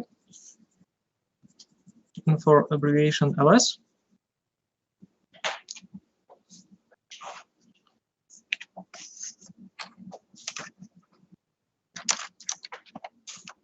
So what we have inside of this least square solution?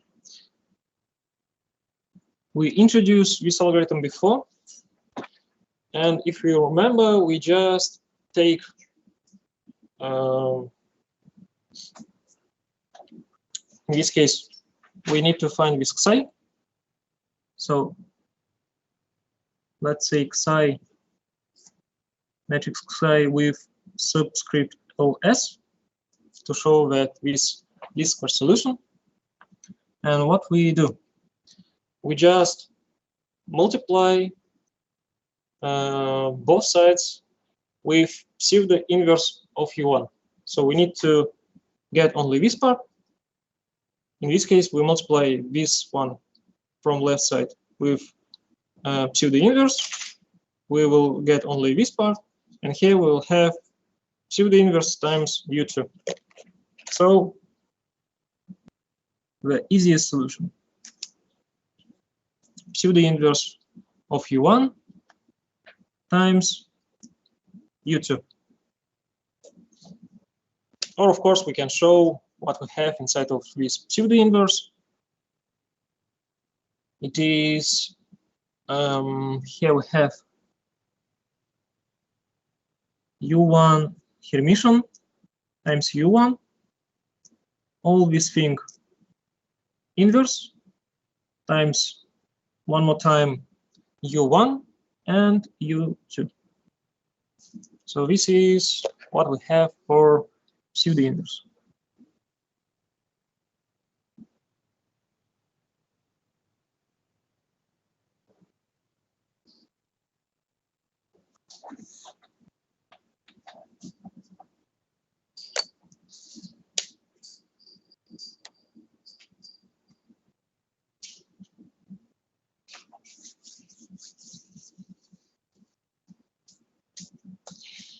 And we can write what we need to, satisfaction parameters we need for this algorithm. So, or for this solution. This solution satisfies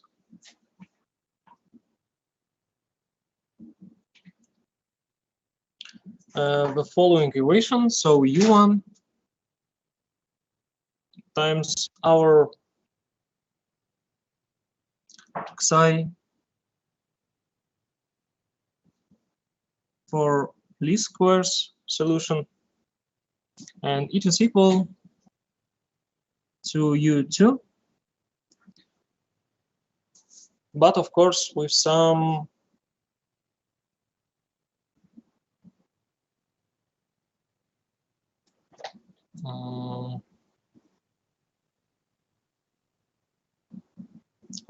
error in this case, because we just use pseudo inverse of U1. We can say that here we have not the equation, but we have some approximately equal. Maybe we can add it like this one. Yes, that's right. That this one is approximately equal to each other. And in this case, we will see why we have here our error, delta U2. So our solution satisfies this thing such that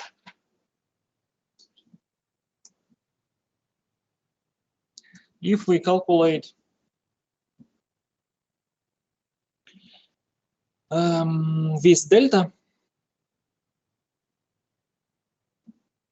the Frobenius norm of this delta. So delta U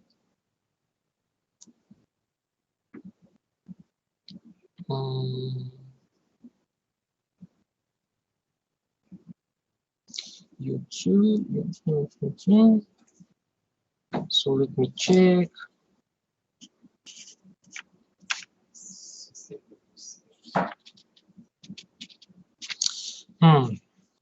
Я вот думаю, добавить ли так.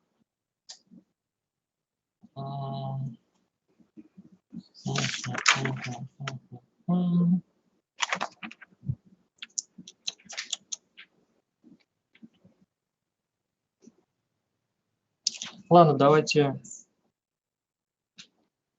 напишем дельта с здесь.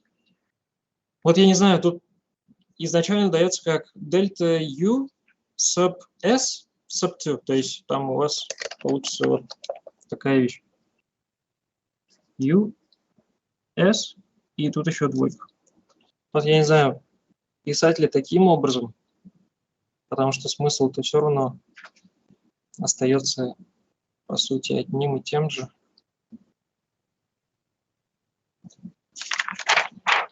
Я вот не знаю, как интересно в литературе это дается в этом плане. Давайте дельта U2, наверное, оставим.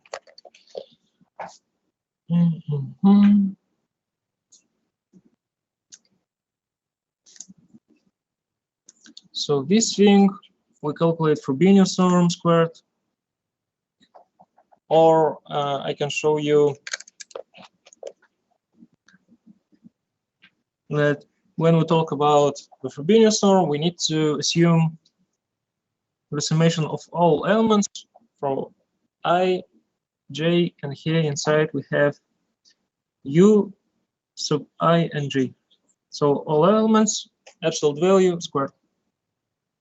So it is our Frobenius norm, and our solution, this square solution, satisfies this equation with some small error, such that this small error should be minimized. Is minimized.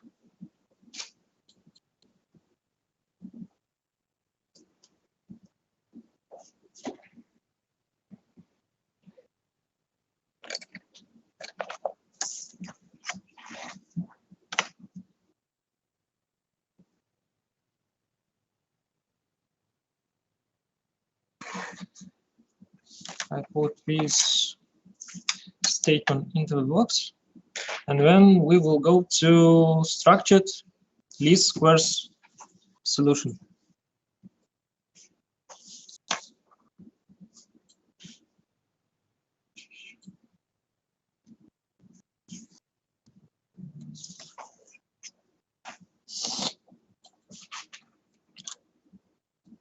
Oh, not structured. First one, total least squares, and only after that, structured least squares. Total least squares solution.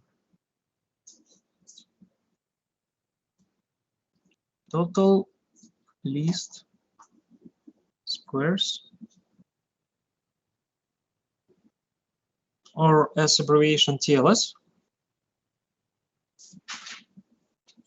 solution.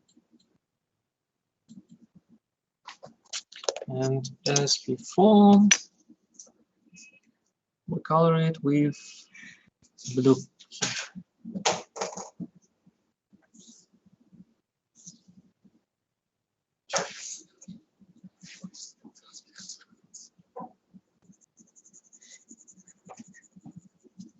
This solution is denoted as Xi sub TLS.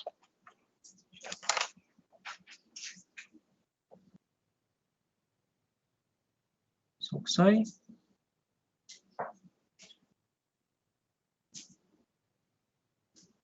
sub TLS. And if we assume least squares, we can also calculate it for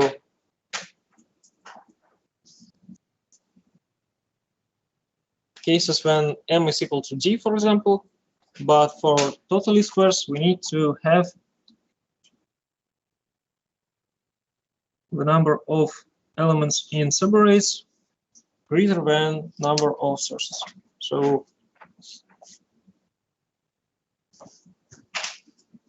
main part here. This solution satisfies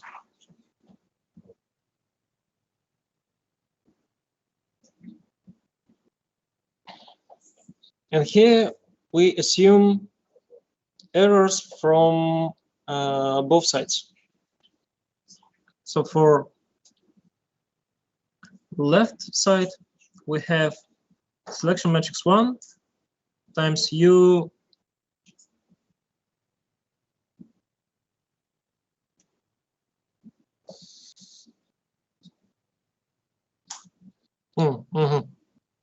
Okay. U sub s, so not U1. First we start with U sub s plus... Да, наверное, давайте S1 добавим. То есть это plus дельта U sub s sub 1. Это именно ошибка в signal subspace как таковом. And this part is multiplied with xi-TLS and equal from right side selection matrix 2 times U sub s plus delta U sub s sub 2 here.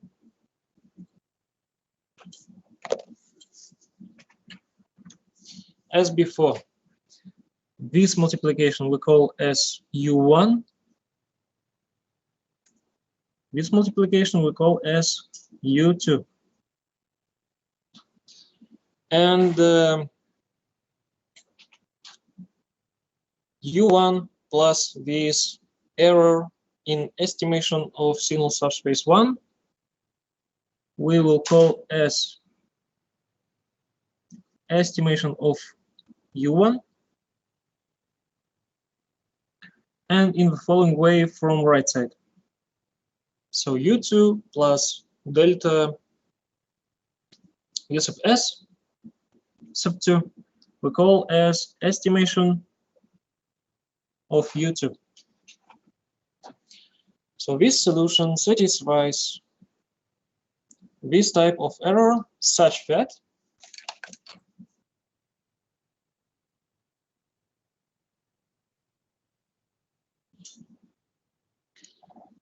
we calculate the Frobenius norm of concatenation of delta S1 and delta S2. So the Frobenius norm, here we create matrix with concatenation of delta U sub S sub 1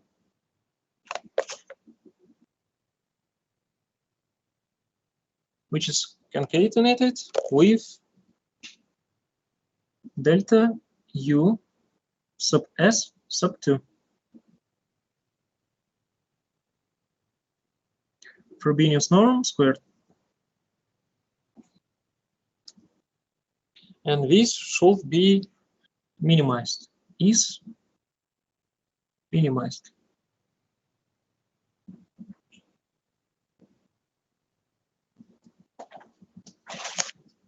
And now we will go inside of this algorithm. So how we can calculate xi-TLS. So we show that we have only xi-TLS somehow. And now let's see how we can calculate it. But first, I will indicate these two errors with red color.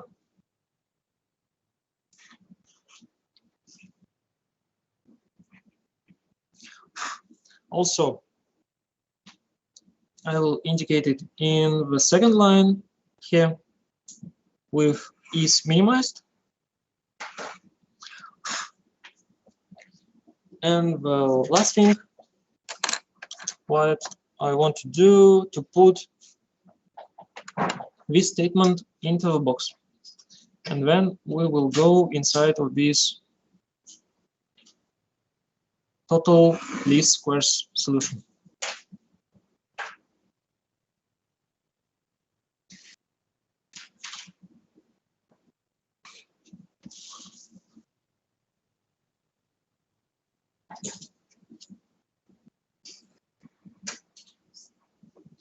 So from the name, we can see that total least squares solution that we assume total error. So from the left side and from the right side.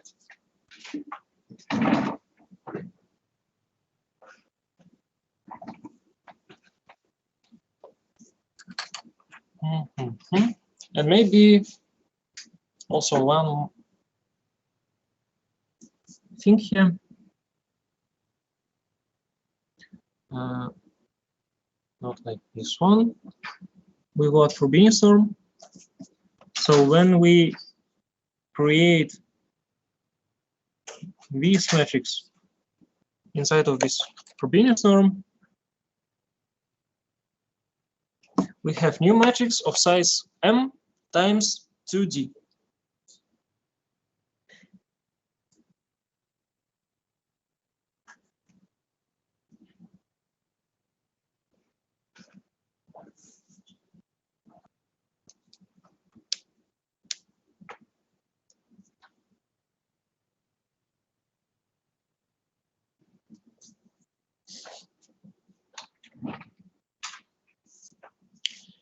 And this solution or this algorithm, total least squares, is appropriate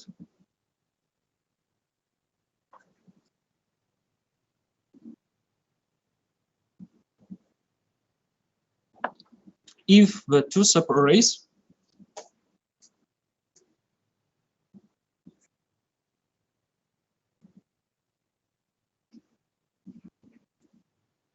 do not share any elements.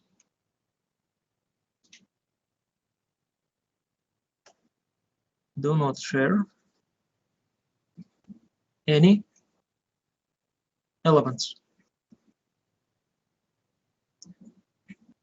So this one, TLS, for example, can be used for case B from our examples. When we assume for the first subarray 1, 3, and 5, and for the second subarray 2, 4, and 6, for example. In this case, when we have this type of subarrays, we can say that these errors delta U sub S sub 1 and delta U sub S sub 2, they are independent in this case. They are independent.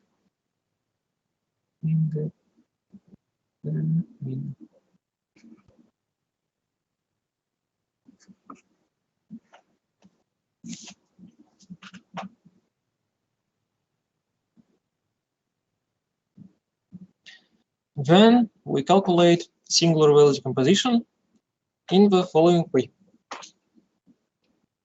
So we start with SVD.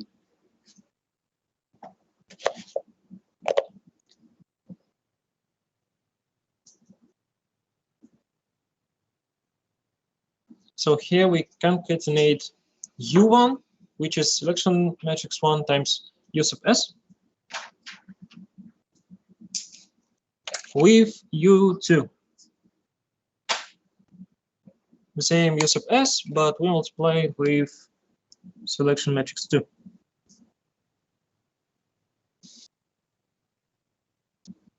Here we'll have matrix of size M and 2D.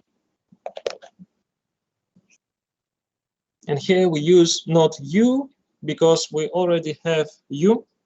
So let's say that the left unitary matrix is V. Then we have singular value decomposition, singular values inside of sigma matrix. And let's call right unitary matrix as W.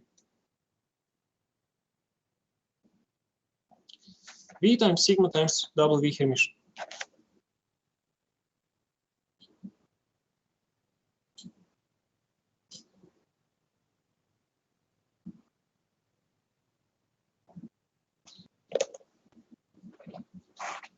And if we look to the rank of this new matrix, so rank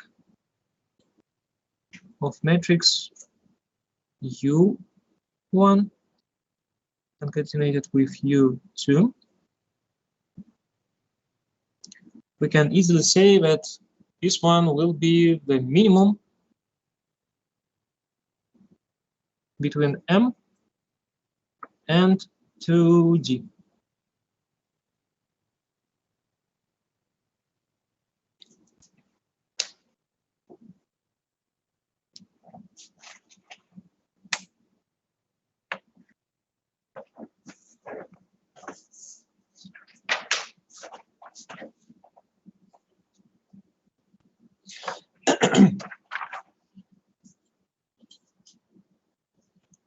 Then let's write what we have for U1 and U2.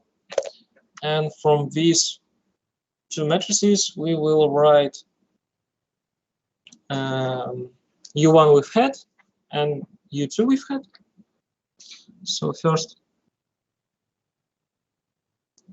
U1 is equal to the selection matrix times U sub S. This one is complex of size M times D. And U2 is the second selection matrix times the same U sub S. This one is also complex of size M times D. And then from our definition of total least square solution, U1 with head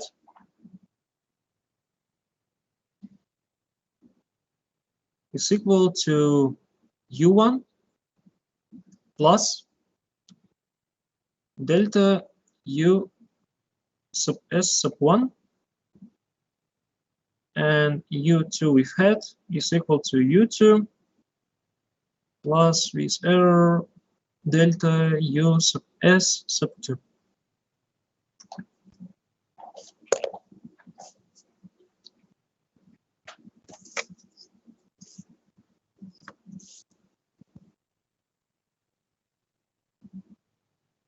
I put this thing into the box.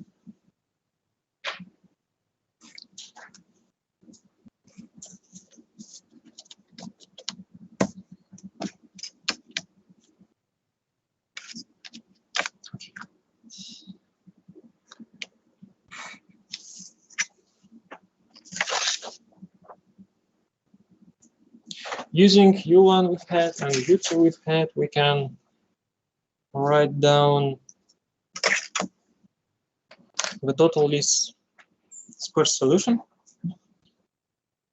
which is equal to U1 with head times psi TLS, and this thing is equal to U2 with head.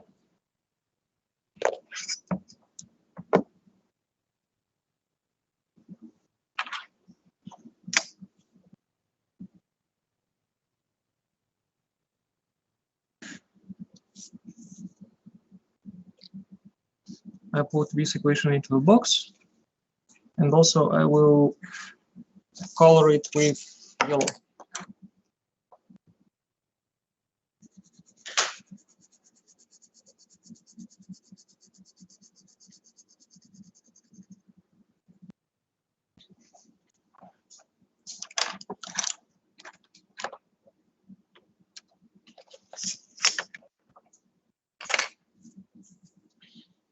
And when we introduce this matrix psi, we say that it is eigenvalue preserving similarity transformation. So it is just some transformation matrix as matrix T.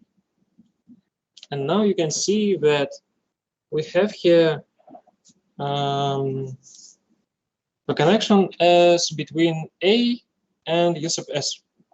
But here we have U1 and U2 with heads. And instead of transformation matrix T, we have this psi TLS. So we can say that the signal part of U1 with head is the same as the signal part of U2 with head. And we will use this property later. So let's indicate here with blue star.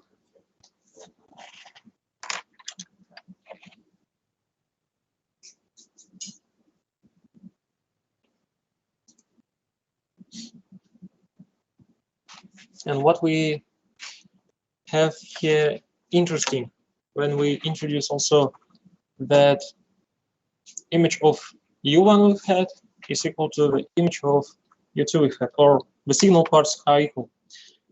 If we calculate the rank of concatenation of this U1 and U2, what we'll have here?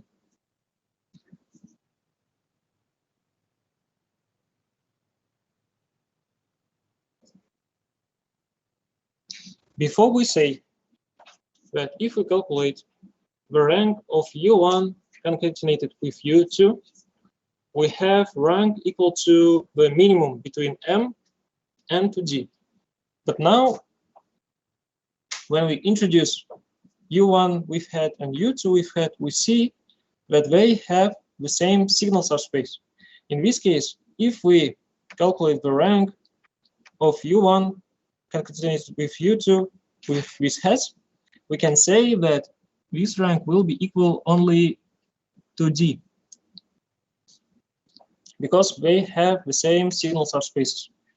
And if we concatenate these two different matrices, they will have some connections or correlations inside of the columns and the rows. And based on this thing, let's rewrite first singular value decomposition of U1 and U2 in the detailed way, and then we will see what we'll have inside of this concatenation of matrices with heads. So first,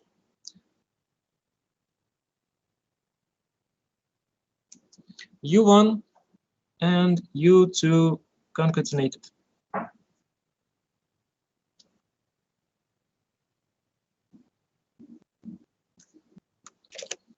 U1,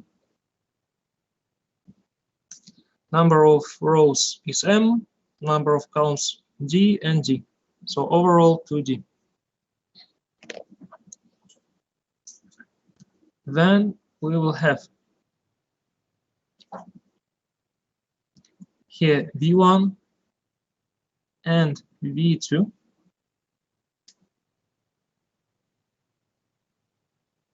Concatenated, or let's say not concatenated. Here we show the signal part and noise part. So it is not like concatenation of this one. We show signal part and noise part. So the number of rows is M. number of columns of a signal part is D, and of a noise part is M minus D.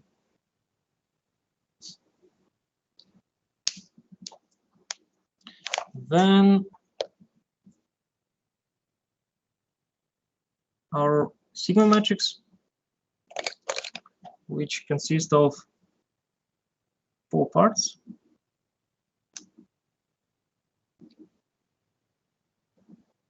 First part, it is sigma 1. Second one is 0 matrix. Third one 0 matrix, and the last one sigma 2.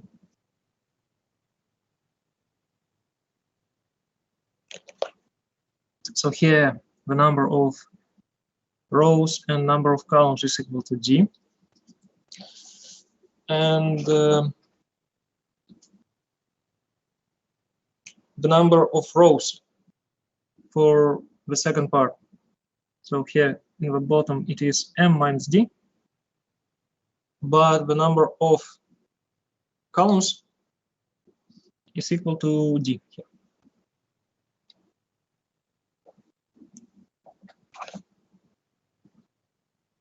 Because overall number of rows is equal to D. Overall number of columns, of course. Sorry. And the last part,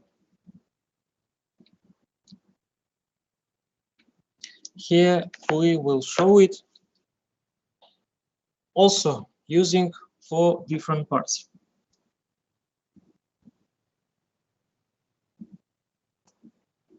Here we will have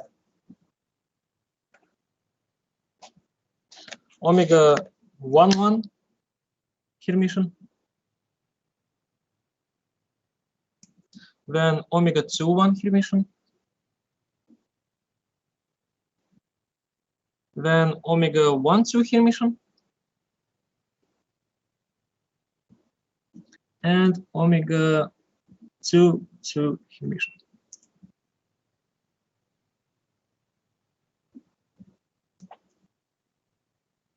And each part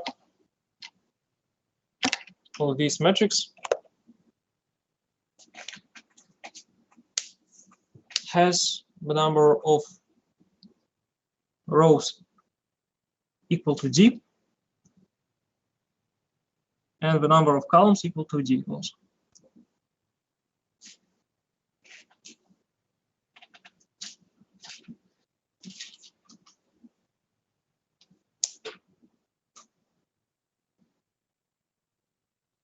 And then we use rank D approximation that minimizes our concatenated or total errors, let's say.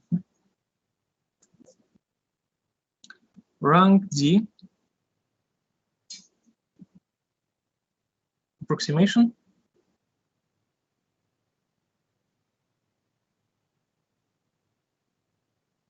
that minimizes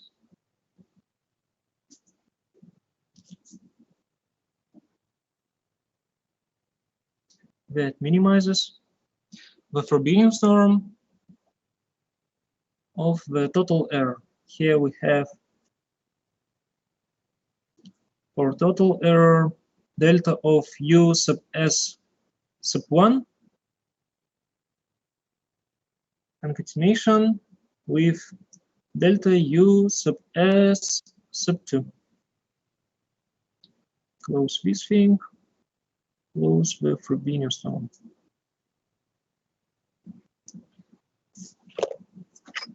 Nope.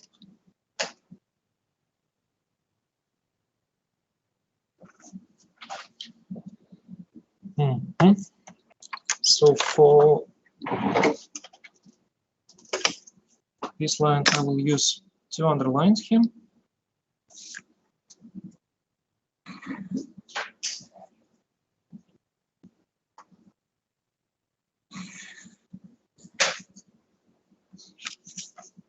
In this case, let's call U1 we've had and U2 we've had as the approximation of U1 and U2. It is not the estimation, but the approximation. In this case, we can show that U1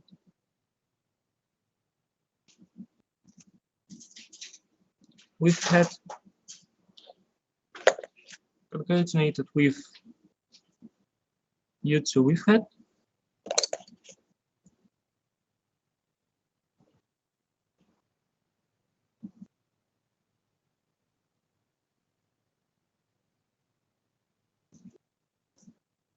can be represented in the following way.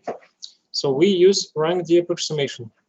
In this case, we use only this part, sigma 1. So we can say that if we multiply this one and this one, we only will have V1. And for this part, we will have sigma 1 with omega 1, 1 here, and sigma 1, omega 2, 1 here. Let's write this inside.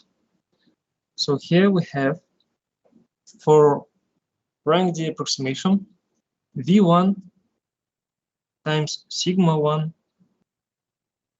times the concatenation between W11 Hermitian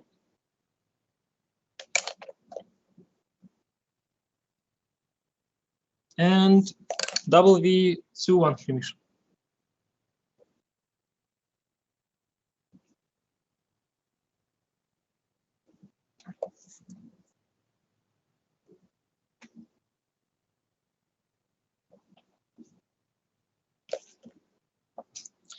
Then let's use the property with this blue star here.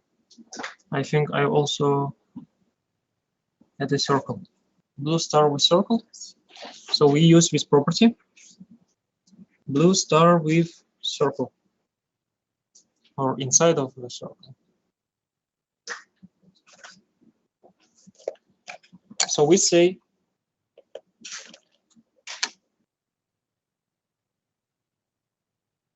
here we have that images are equal, but also we can look to this equation. We can move U2 we've had to the left side. To the left side, yes, and we will have U1. Yes, U1 we've had times psi TLS minus U2 we've had, and this thing is equal to 0 matrix.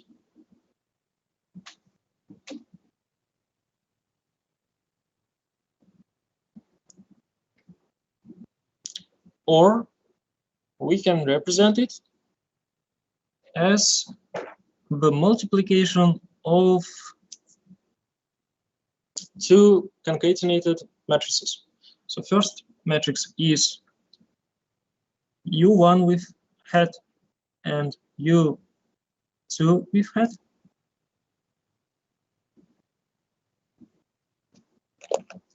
And let's see what we have inside of the second concatenation.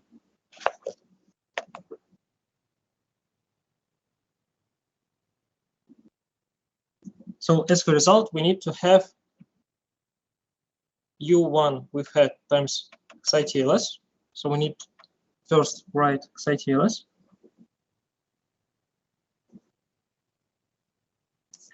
And then with minus sign U2 with hat. So it is just minus, and here we have identity matrix of size D.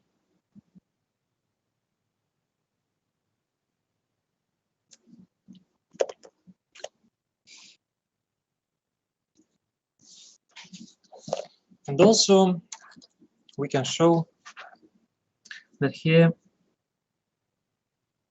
this one is the same as this one.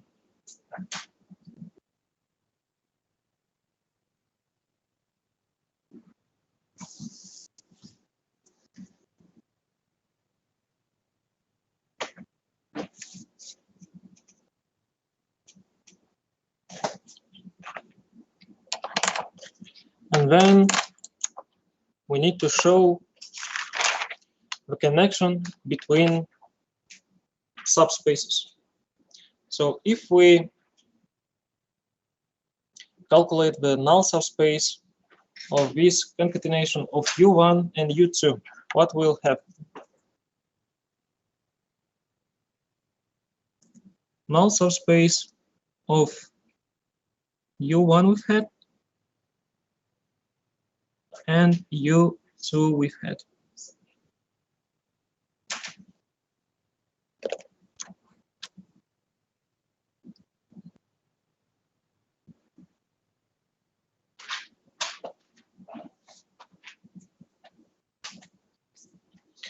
As we know from mathematical background, when we talk about the null subspace of some matrix, we can say that it is equal to the null subspace of this right unitary matrix. So this thing is equal to null subspace of omega 1,1 Hermitian and omega 2,1 Hermitian.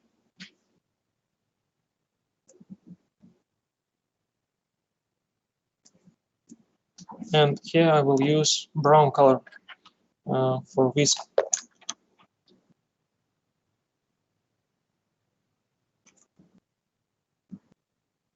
Concatenation of these two matrices.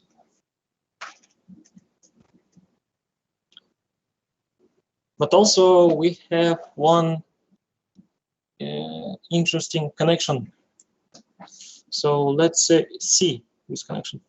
Here you can see we write down U1, U2, and we try to find the null subspace. And you can see if we multiply this thing with such matrix, we will get 0 matrix. And it is the main idea, main connection that in this case we can say that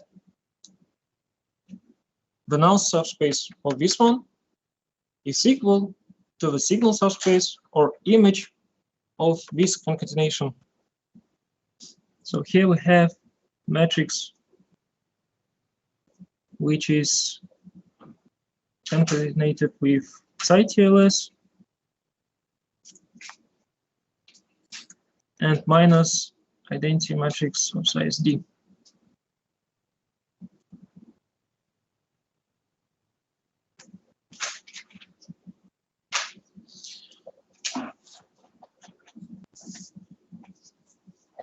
And this null subspace or the signal subspace of this interesting matrix is D-dimensional.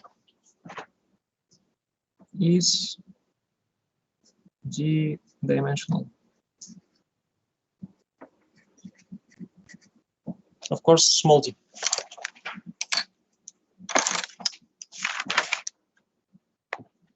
So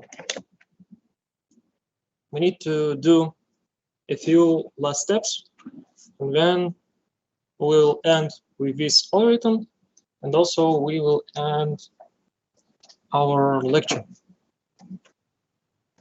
So here, to get the main idea that we need to find this psi TLS. And to do this thing, first let's see what if we multiply W Hermitian, so right hand unitary matrix with itself, with W. So W Hermitian times W. So it is unitary matrix Hermitian times unitary matrix itself. It is just identity matrix, in this case of size 2D.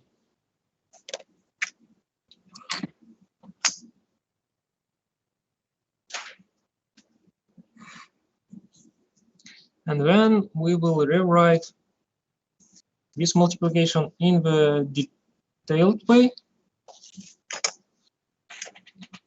to get also interesting parts which we can use next. So omega Hermitian. Oh, sorry, not omega, double E Hermitian. Double E Hermitian. We need to show 4 different parts for this matrix. So first one, W11 Hermitian, then W21 Hermitian, second row W12 Hermitian, and the last element W22 Hermitian. And we multiply it with original matrix W, so also 4 different parts.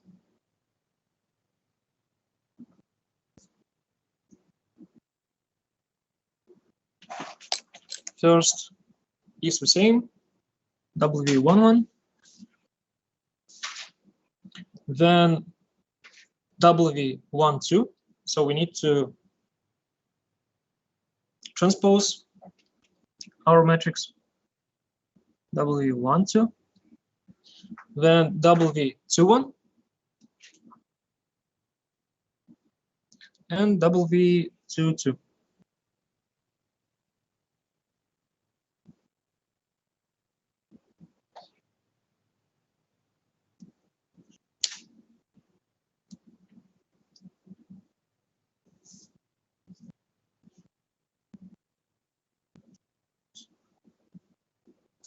And let's see. So you can see we multiply the matrix with 4 parts, with matrix with 4 parts. Overall, we also get some matrix with 4 parts. But what we will have inside of these parts? So we multiply first row, and of course, the reference idea that omega Hermitian times omega is only identical matrix. So if we multiply omega 11 Hermitian with omega 11, here we have identity matrix of size D. And also we multiply omega 21 Hermitian with omega 21. But then if we multiply this first row with the second column, we will get zero matrix here. And in the same way, when we multiply the second row with this first column, it is 0. And if we multiply second row with the second column, we get identity matrix of size D.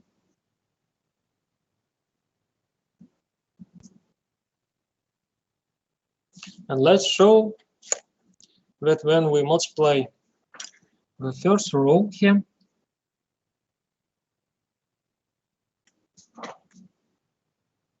with the second column,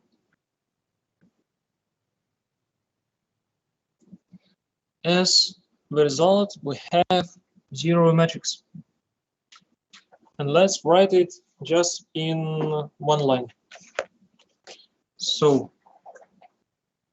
omega 11 Hermitian times omega 1, not omega, W11 Hermitian times W12 plus W21 Hermitian times W22. For this one, we have 0 matrix.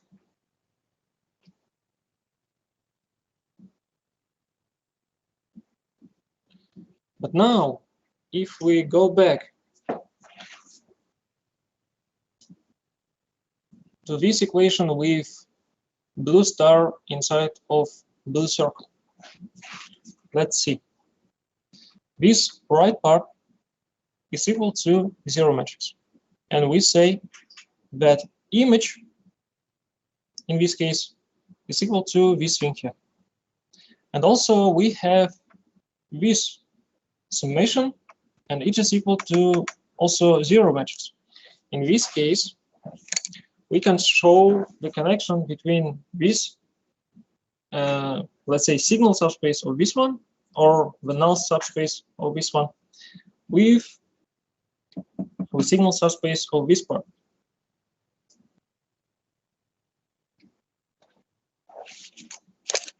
In this case, the image of Xi-TLS concatenated with minus identity matrix of size D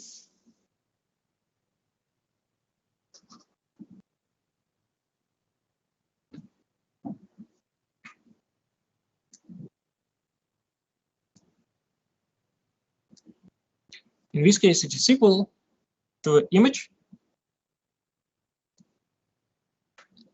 of W12 concatenated with W22. W12 and W22.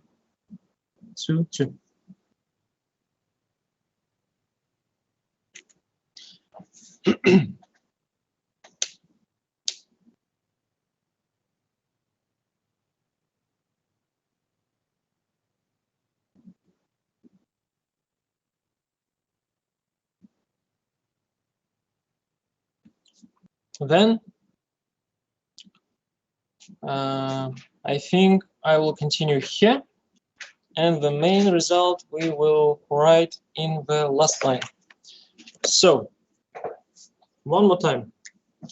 When we have some signal part of some matrix is equal to the signal part of another matrix, we have some connection between them with some transform matrix. In this case, we can say from this one that Xi-TLS concatenated with minus identity matrix of size D is equal to W12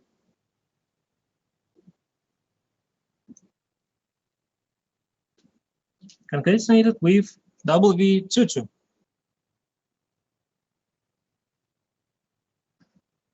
And this matrix is multiplied with some transform matrix T. And let's do, I will ask you a question. So, which matrix T should be to have this equality? I will give you a hint that when you multiply omega 12 with T, you get this Xi-TLS. But hint the second thing, that when we multiply omega 22 with this transform matrix, we need to get identity matrix. So how, with which matrix T, we can multiply omega 22 to get identity matrix of size D?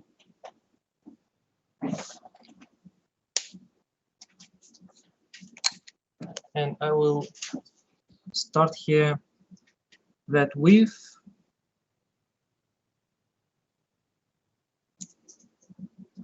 this matrix T equal to and what we'll have here. So let's maybe go step by step. So first idea that our matrix W is unitary matrix. Okay, then this unitary matrix contains some different parts: W11, W12, W21, W22. And in this case, we can say that all these parts are full rank Yes, they are full rank. And the answer is simple as it can be. So we need just multiply W22 with its inverse, but also we need to keep the sign, this minus sign. So matrix T is equal to minus W22 inverse. And now you can see how we can, in this case, calculate the matrix psi TLS. Because we write this thing here, and we get that for psi TLS, we need to multiply omega-12 with inverse of W12 with inverse of W22 and also to minus 1. So psi TLS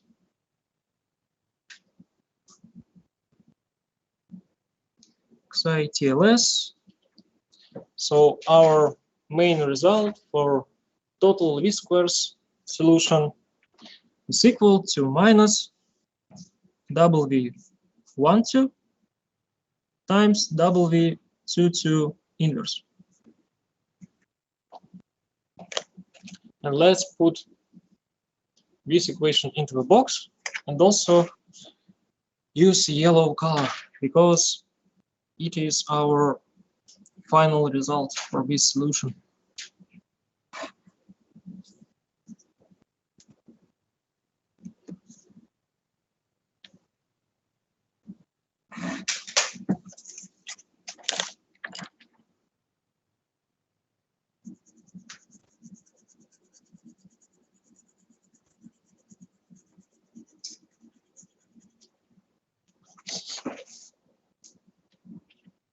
So we have another 10 minutes. I think I will give you some ideas of the third algorithm in the next lecture. But here I want to make some, let's say, summarize what we get or what we got in today's lecture.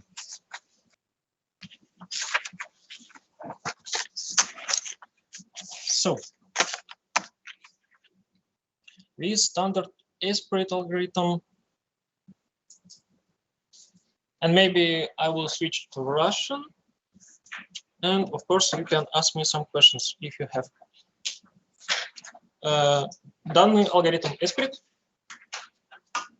Главная идея здесь только та, что вам необходимо использовать определенную геометрию ваших, ну, в антенной решетке, уж так скажем. Но это даже не столько антенная решетка, а вот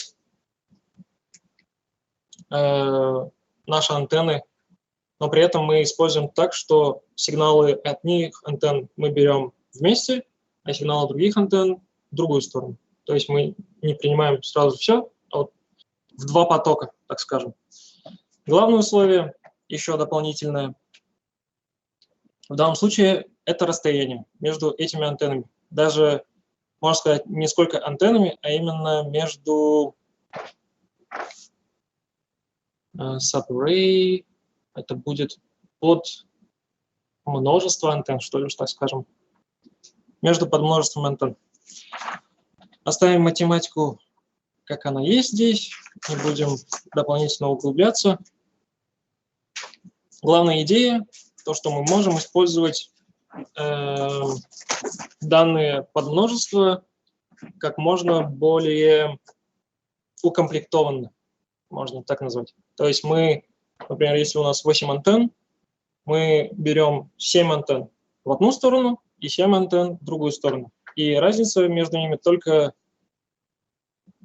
давайте говорить, сенсорная. Один сенсор, и чтобы у нас вот получалось ULA, мы должны брать подряд их друг за дружком.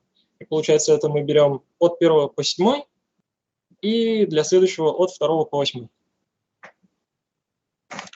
Это вторая идея, ну, продолжение этой идеи. И что мы здесь... Так. Я где-то пропустил. Так.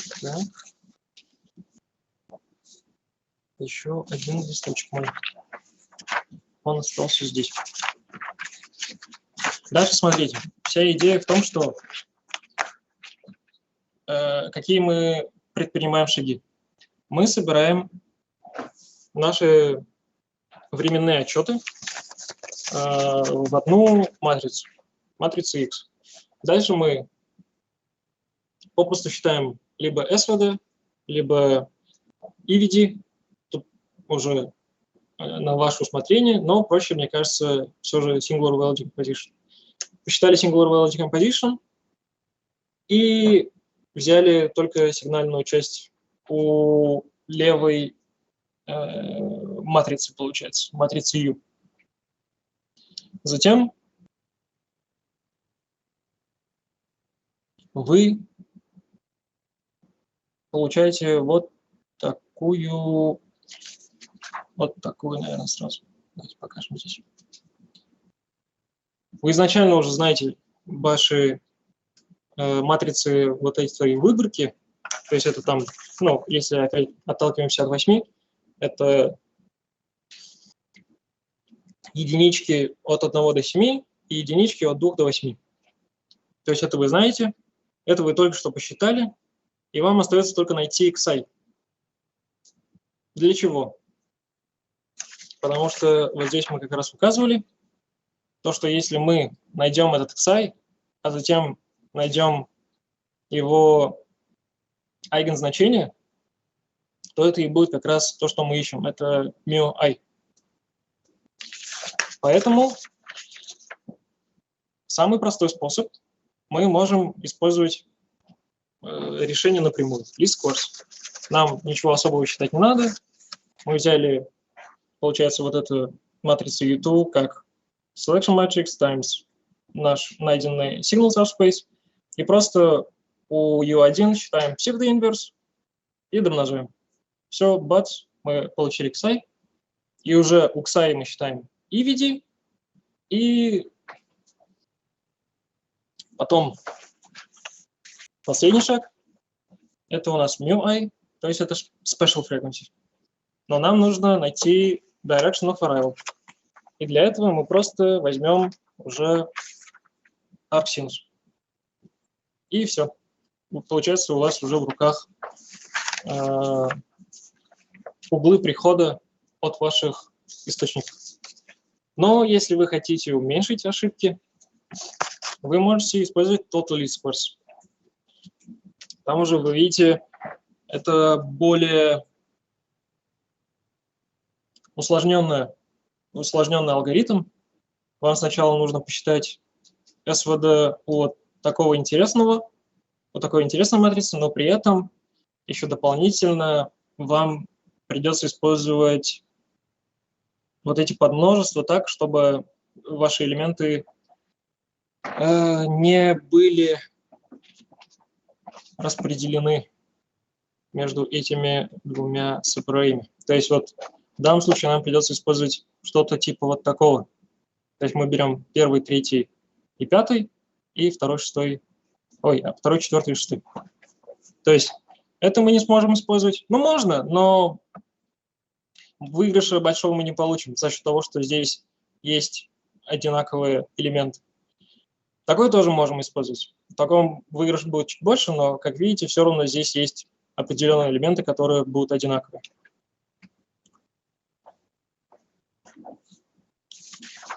Затем.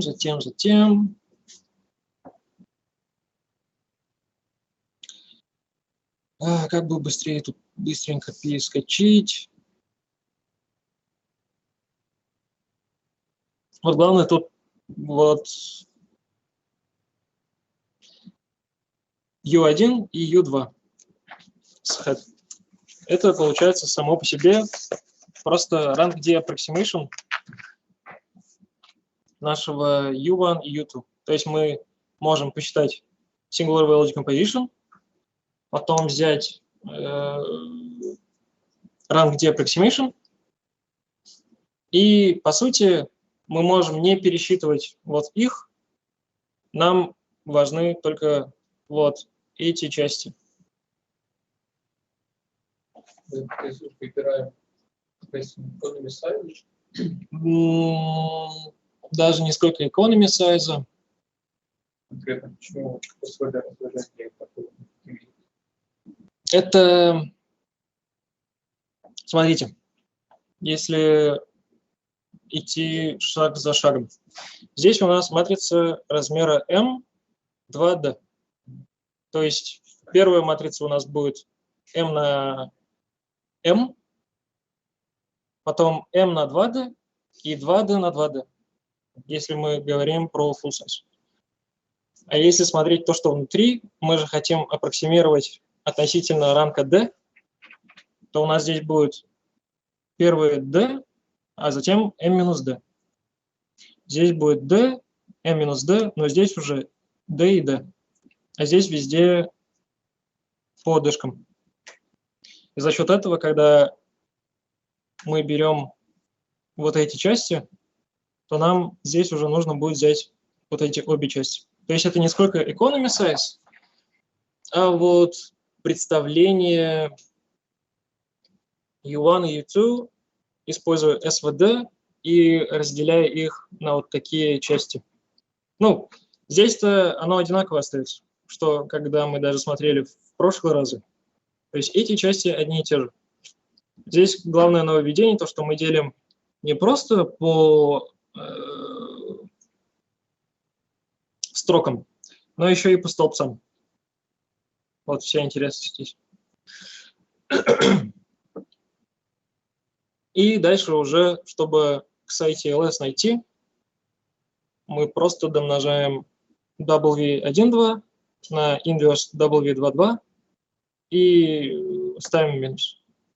И уже отсюда считаем EVD, находим μ, и от μ находим арксинусы, чтобы получить углы прихода. Вот вся идея алгоритма Aasp. В четверг мы продолжим тоже Aasp, но мы будем, как раз, как я вам говорил, вводить дополнительные интересные шаги препроцессинга, которые будут давать нам не сколько дополнительную информацию, там он позволит уменьшить корреляцию между нашими сигналами. Вот это называется как раз Specials Movie. А второй Forward-Backward Averaging, он позволит, если я не ошибаюсь, те же самые вещи, но он еще позволит увеличить количество тайм-снапшотов виртуальным образом, так скажем. То есть у вас, например, 10 тайм-снапшотов, но вы определенным способом их продлите до 20. То есть вы удвоите их. Но это уже на потом.